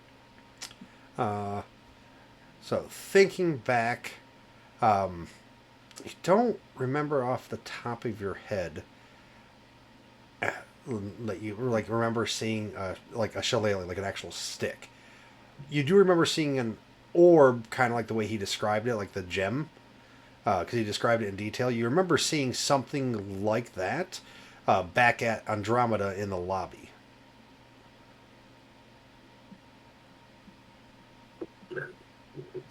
Once he is gone, perhaps we should go look. I wouldn't want to lead him there right now. Probably a good idea. But he throws a coin at you. I catch it, I guess. Throw this into any well and call my name, and I will come. But you have until tomorrow morning to give me information, or this city. Well, let's just say there'll be more than one Paddyhat. And then he just kind of walks away in a poof of smoke.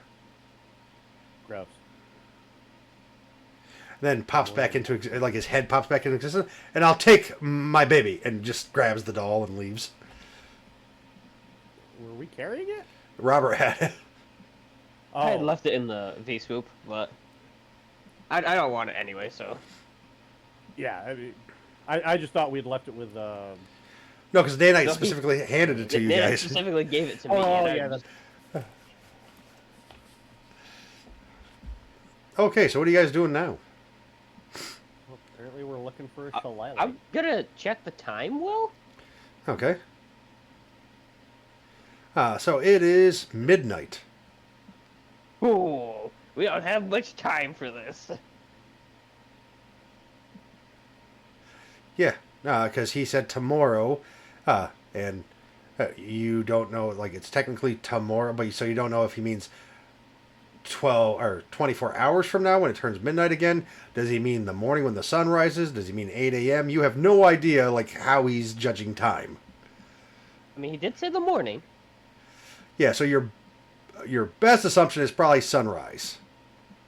Yeah, so. Which, the time of year it is, you're looking about, you guys have about 6.5 hours or so. Ooh. Fuck's sake.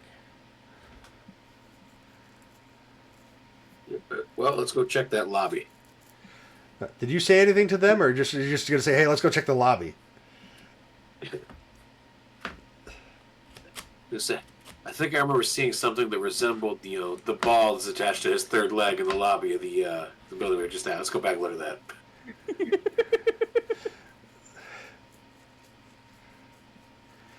Okay, so panel shifts, and now it's the outside of the of the building. The security guards are there. They kind of look at each other, but they let you back in. And you go to the lobby, and you do see that there is a so there's a pedestal that has there's several different statuettes and pedestals and stuff, and there's one that has what looks like that orb, sticking there. Upon closer looking at it, you can tell it's actually attached to something else that's it's shoved into a cylinder, so just the top of it, just the gemstone is sticking out. Like it's a big stick that's shoved down inside there. Yes. Yeah. I guess we have to go talk to Miss Lockhart to see if we can get this. You do know that they've invented phones, right? We can call. I mean, true. Do you have her number? Is Okay. it listed? Yeah. No, it's after hours. We are going to take a brief pause and be back in, say, 5-10 minutes. Okay. Is it listed? You only invented phones, right? This isn't the 18th century. Let me check out the phone book real fast. I'll pull up the white pages or whatever on our smartphones. You can still do that. It exists online. I mean, they do, but I think they're actually legitimately behind a paywall. No, you can Google shit. I think. At least you can for businesses. I don't know for I people. think if you try to go to the actual whitepages.com or something, there's literally shit locked behind a paywall there.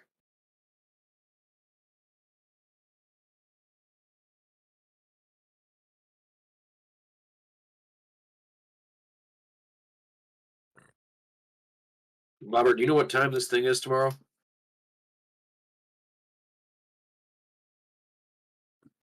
What thing tomorrow?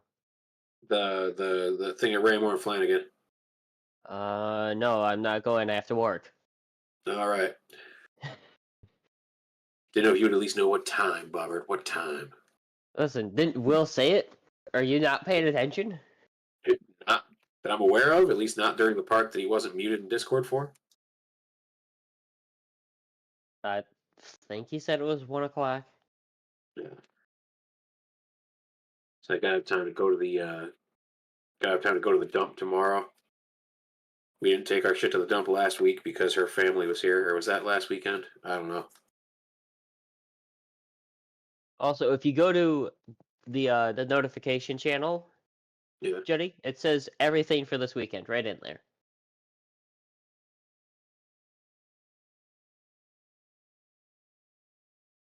Alright, I will be right back. Okay. That says from 1 a.m. to 4 p.m.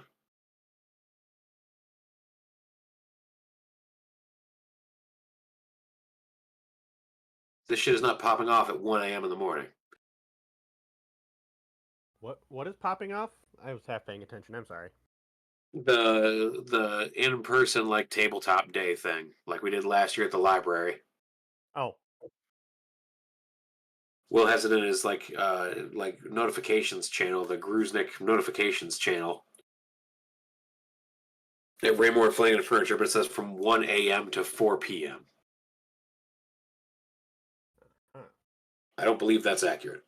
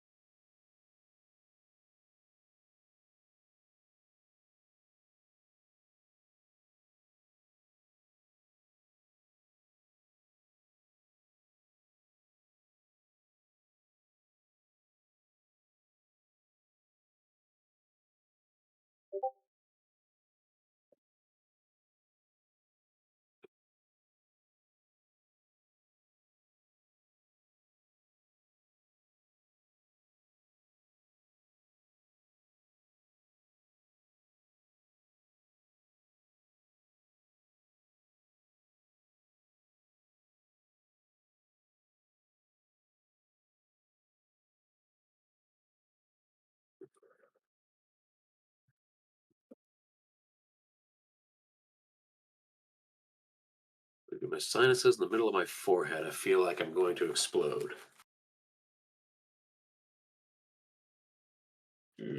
Sounds about right.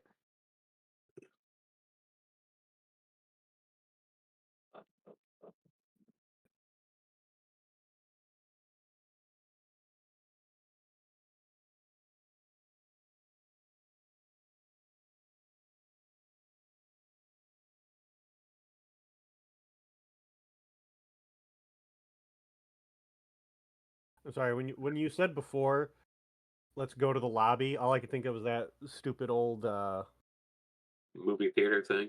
yeah. Let's all go to the lobby. Let's all go to the lobby. Let's all go to the lobby and get ourselves a snack. Well, that's okay. When you said the Mega Man theme song, uh, you I was said the Mega Man theme song thing. It's actually the theme to Wily's Castle from Mega Man 2. Because I have it as the goddamn ringtone on my phone. okay, whatever, okay? I was just thinking how ridiculous it would be to have like this really pumped up 8-bit music playing as we're going up to a lobby for a business dinner meeting. going up from the lobby all the way up to the top floor, and fucking boss music is playing. Dun, dun, dun, dun, dun, dun, dun, dun, dun, dun. Meanwhile, we're getting all pumped up. Yeah, gonna kick smash, gonna kick smash. Ooh, shrimp. What the fuck are you babbling about? I don't know. To his Just reminds me forehead. of like all the movies where they try and do like the climactic thing where you go to do the boss fight, but then it's literally like just a scene of them standing in an elevator for like a solid 30 seconds. Like all the hype's dissipating, they're just standing there waiting to go up for like a solid 30, 40 seconds. Yeah. Well, yeah, like in the Ninja Turtle movie, the Michael Bay one, and they're like in the elevator, they're trying to stay pumped, and then Mikey just starts going into a beatbox. Okay, so what are you guys doing now? Say what you will about those movies. I thought that scene was very like, yeah, they're fucking teenagers. Old school Mass Effect Well, I mean, it's in the name. cutscenes. Teenage Mutant Ninja Turtles. But Well, what are yeah, you- but like to a the lot game. you have to admit, like a lot of the times they forget the teenage part of Teenage Mutant Ninja Turtles. Fuck us. Yeah. Fuck us. Probably to be trying to logistically show that they're teenagers, you're also showing like, yeah, these guys they're totally teenagers. They like all the things teenagers like. They're definitely teenagers. Here's them getting fucking massacred by a bunch of adults. Enjoy the movie. Here's a man who's actively trying to murder these small children, these teenagers, and he's cutting them open and making them bleed. Right. Hi. See, well, that's it. I've actually been back for about a minute and a half. I've realized that I did the opposite of what I usually do, which I had myself muted in Discord, did not have myself, and I unmuted my regular microphone, so I'm talking to chat, and I'm like, what the fuck is Dave? What are you talking about, Dave? And it's like, there's like, he's not listening to me. He can't hear me. No, you were pulling at me. Pretending you were muted. Listen, it happens. It's fun listening to the PCs. Yeah, they're very entertaining. That's why I leave that on when I go to Be Right Back, because then they can entertain you, because they're just going to talk about whatever anyway. I didn't realize we were at first, and then I noticed chat, and I was like, wait a minute, are they listening to me? Yes. I must be important. Free content, absolutely. You're thinking? Huh? What? Said, no, they're not listening, Dave. They're just thinking the exact same thing you are, at roughly the same time. So what are you guys doing now?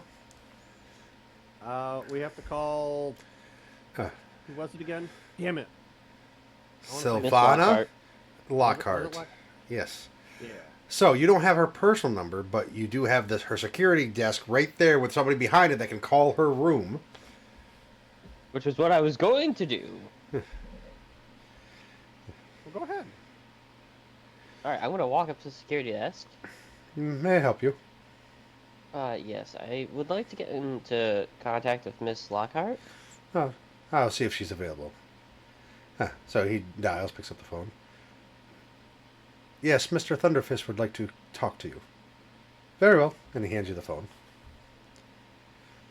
Before this, I kind of snicker at him calling me Mr. Thunderfist. And she's like, "This is Silvana." Hello, this is Thunderfist. Yes. I'm We've got assuming you took care of the big baby. Yeah, you could. Nanite finished it off. But what do you need? It's about one of your items in the lobby. It's a black orb that you have in a display case. We need that, or a leprechaun is going to do bad things to the city. She's like, leprechaun to the black orb. Hold on. Hey, Dimitri.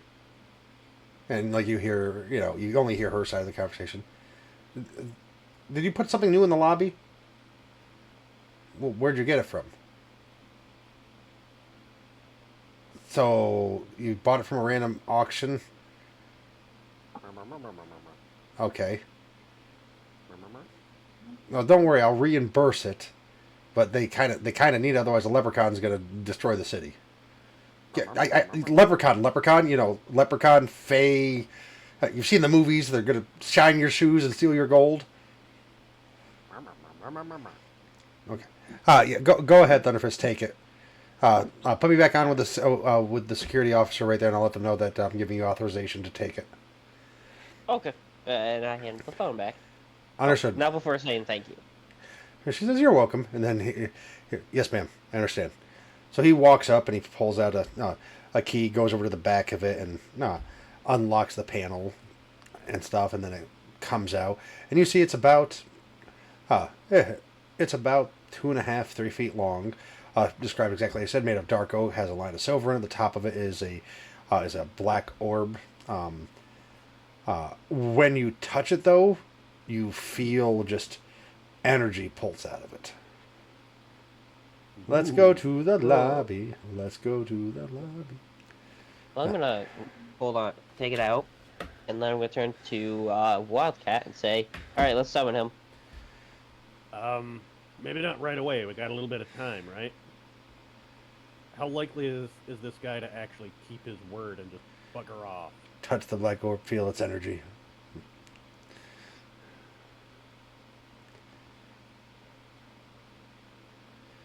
I mean, you can always try to call Dex, because he seemed to have a bunch of information. Like, he gave you a bunch, but like he might. Druid also seemed to know him pretty well. Yes.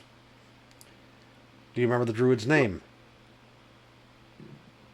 Wasn't that his name? I thought his name was Druid. Was just Druid. No, Hedge. Oh. Hedge. His name was His name was Hedge. I thought his name was. That's just me misremembering. I thought his name was Druid. No, he is a druid, but his name is Hedge, like in Hedge Druid. Oh, okay. Fair enough. We could go to. Dex knows all like Rumble. What was that? I said I don't know if we know where Hedge's main base is. I'm sure we could find that out easily. Yeah, but you also know from where you are, it's like, well, like with a V swoop, you can get there pretty quick inside of 10 minutes. But also trying to find, like, you can get to the general vicinity of him, but you have no real way to contact him. You didn't exchange information. He's a druid, doesn't really have a phone card. He doesn't really have a phone card. Like you gave him your number, but he has no cell phone or anything like that. Like, it's not the type of hero he is.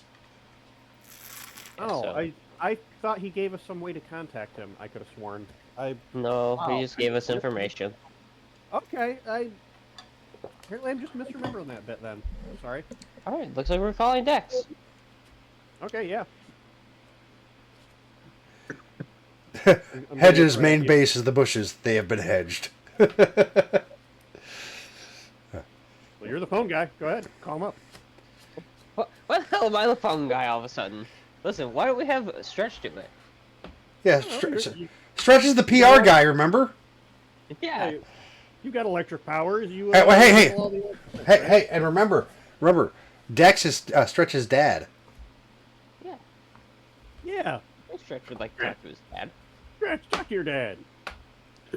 Talk to Agent Dad. Use my little earpiece to call him.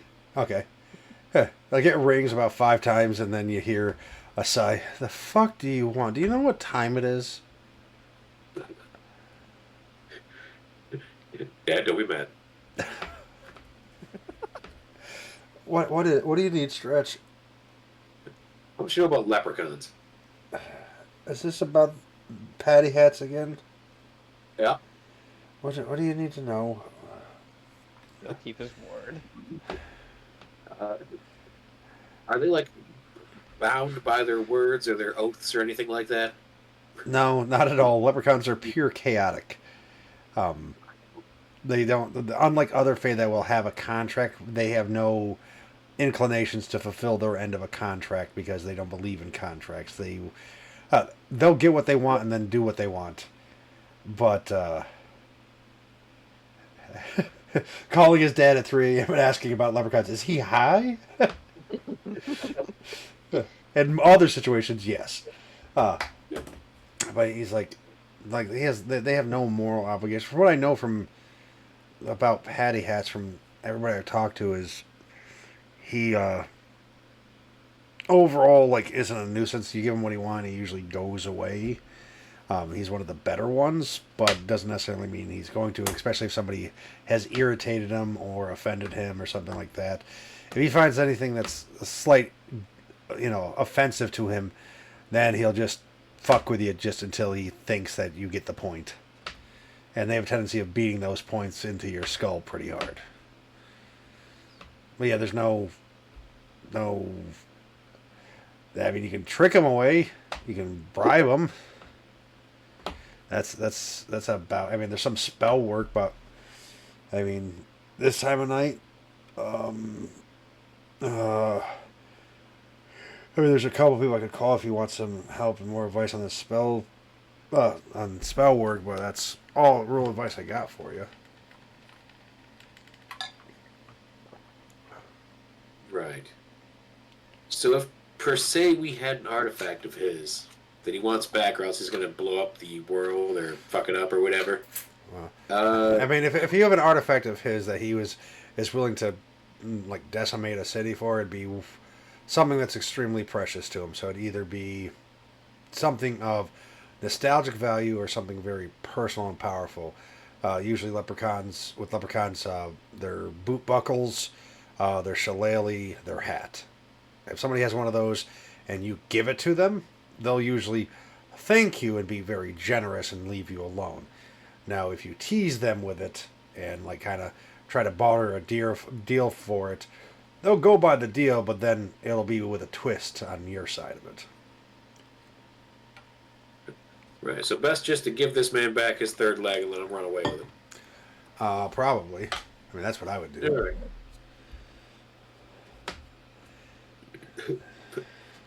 All right, thanks, Dad. Bye. Bye.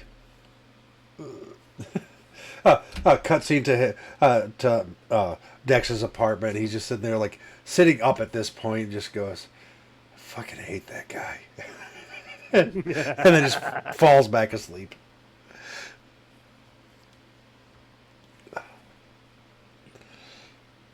He loves me and he knows it. Alright, so now we go find the nearest well. I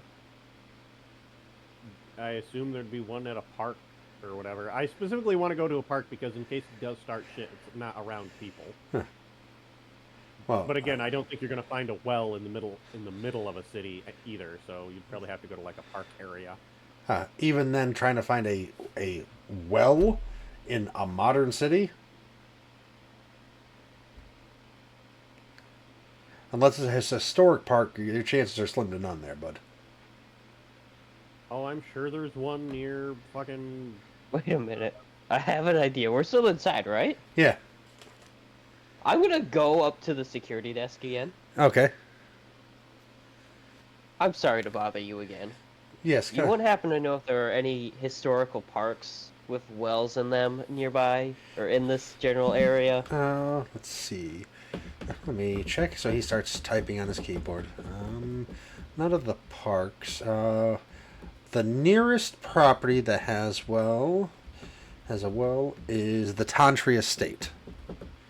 The back half of the property used to be part of the larger park system years ago until Elder Tantry repurchased the park back into the land holdings back in the 1930s. Okay, thank you very much. You're welcome. I'm gonna head back to them and say, all right, we gotta go back to Aton's. All right, let's go back home. All right, cool. Nice. All right, let's head that way then. Okay. You guys head there. So when all this is happening and like finding out this information and this, that, the other thing, it's now about 2-3 in the morning.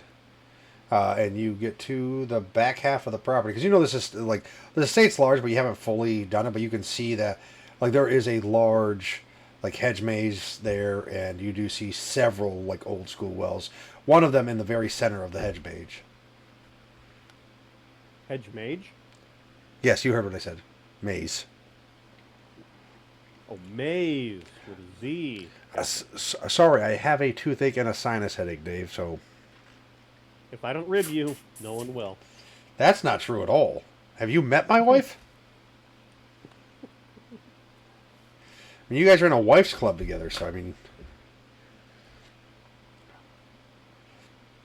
Yeah, if she's not right there, then someone's got to do it. okay. Anywho,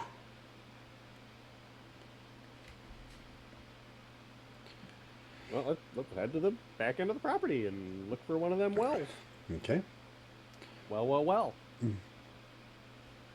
Like I said, the biggest one and the one that's easiest to find is the one in the center of the maze. There are two other ones, one in the southeast corner, one in the southwest corner.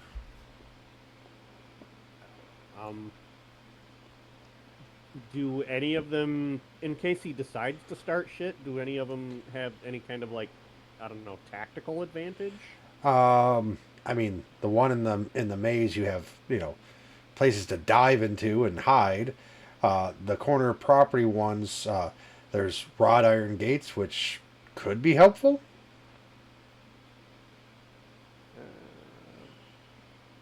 Those ones, if I remember, those have something to do with fairies and stuff. Maybe. Okay, so you want the east or the west?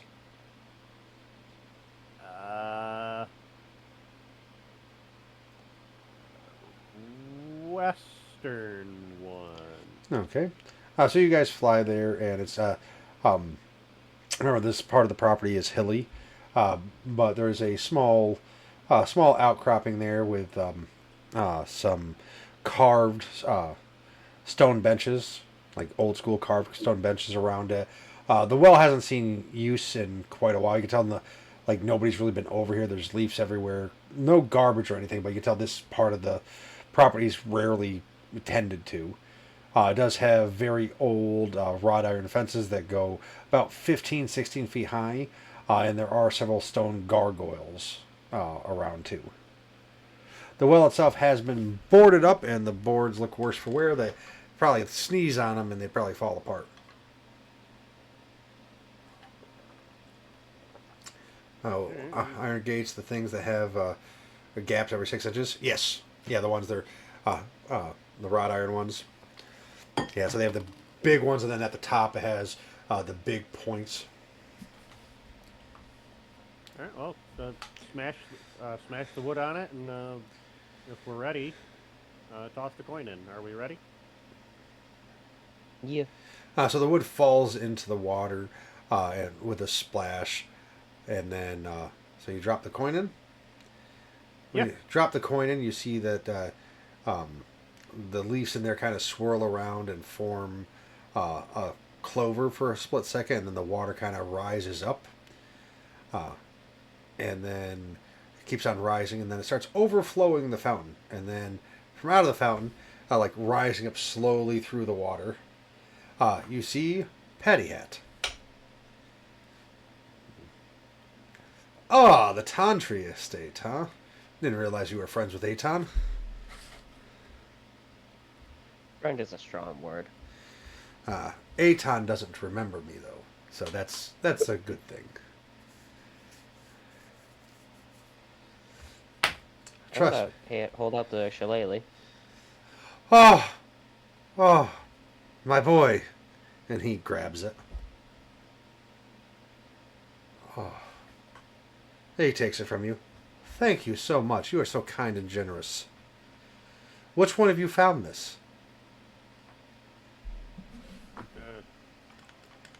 No, technically, you, wasn't it, Thunderfist? Well, no, I think technically it was Stretch because he was the one who remembered where it was. I Oh, was he just was the the one one. who got it out. Ah, yeah. I drove. I grow.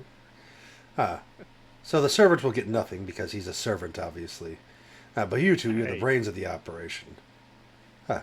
For that, you will be rewarded. With your weight in gold. And he pulls out of his pocket 2 coins, and he fiddles them around his knuckles real quick, and then he flicks them. One drops in front of you, one drops in front of Juddy. An iron pot appears, and then it just starts filling with gold. Weight in gold? I smell something funny.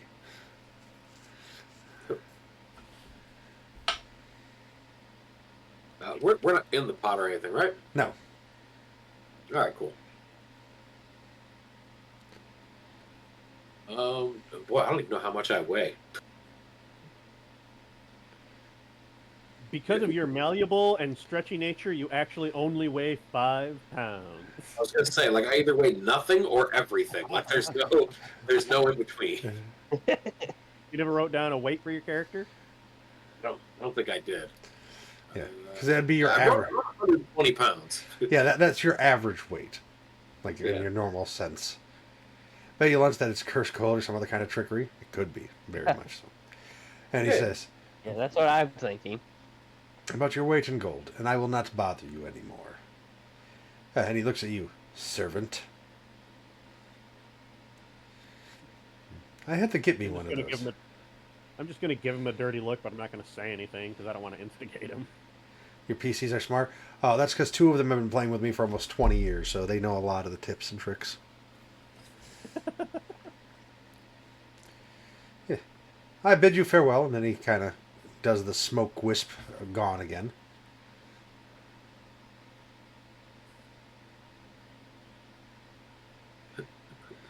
Bye, Leprechaun Man. So you guys got back to Shillelagh, and now you have a bunch of gold. I'm going to sniff the air to see if I can still smell him nearby.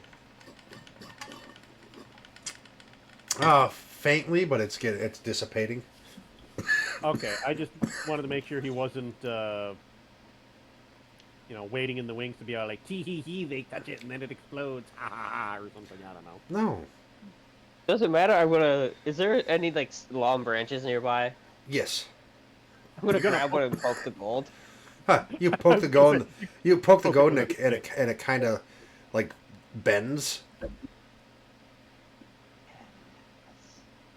That doesn't seem right. The stick bends or the gold bends? No, the gold bends. I don't think sticks are. With my character's limited knowledge about gold, I don't think gold's supposed to do that. Generally, no. I'm gonna, I am gonna grab one. I just want to feel what it, kind of see what it feels like in my Okay. hand. So you feel it, and you feel almost like a semi-liquid, sticky feeling, but you smell chocolate. Ah, that's what I feared. Ah, I see what has happened here. You know what? I'll take this. This is fine. So you guys have a lot of chocolate. Worst way it could have turned out. Well, yours is all white chocolate, Juddy. That's the best chocolate. It's not actually chocolate. Blasphemy. Yeah, that's why it's the best. Pirate gold coins here. Well, fine, I didn't want any anyway. Not like I can have chocolate. Well, I guess we head back inside. So you guys get back inside. You see Nanite and the doctor are kind of still milling about, working on stuff, arguing a little bit. You see the The Doc has Extreme up again and is just, still playing catch up on stuff.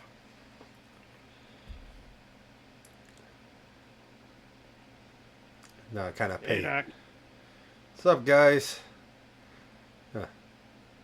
How was your day? I'm just gonna set down my pot of chocolate coins in front of them. Doctor looks, he's like, huh, picks one up. I haven't had a chocolate coin in years. Huh. And then you see his eyes do that weird thing where they're switching different hues, so you can tell he's going through different versions of himself. Son of a bitch. Huh.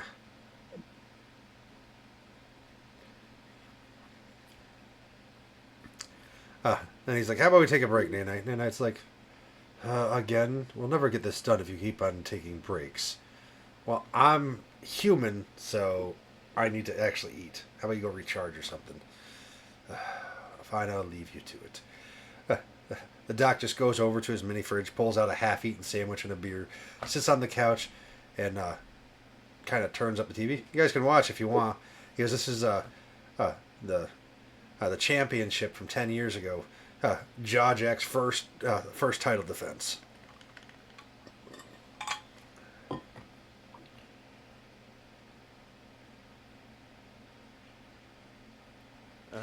I'm actually pretty tired. I'm gonna head to bed. He knows something. Midnight Samurai.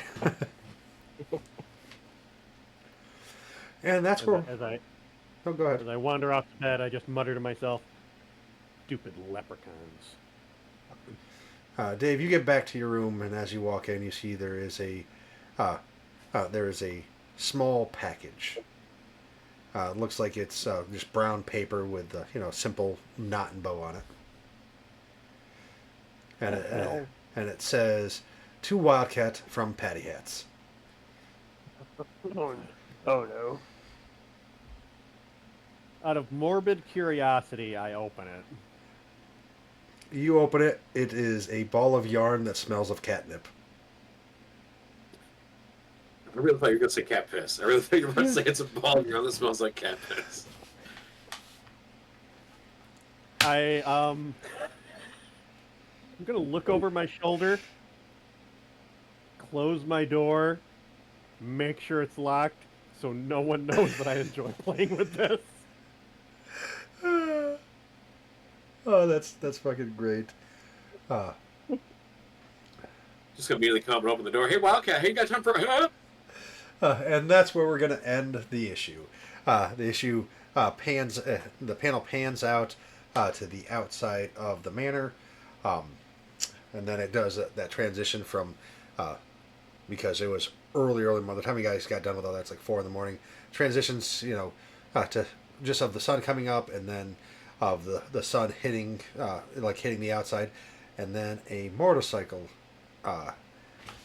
and the silhouette of a person getting to the front gate, and that's where the issue ends.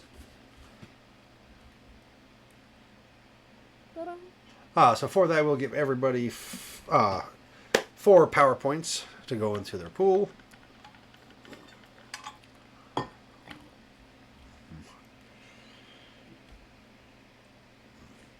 So what did you guys think of tonight's issue? Damn, that's a giant baby. I'm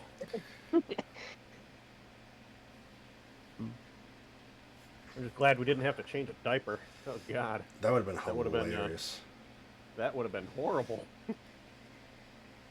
With my enhanced senses.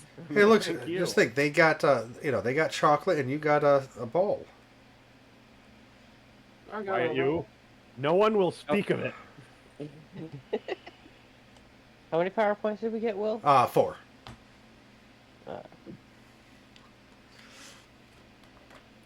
Don't worry. Next week's episode will be fun filled too.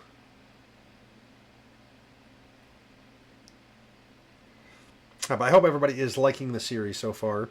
But having a lot of fun building the encounters and stuff and trying to switch it up so things are a little bit different each time.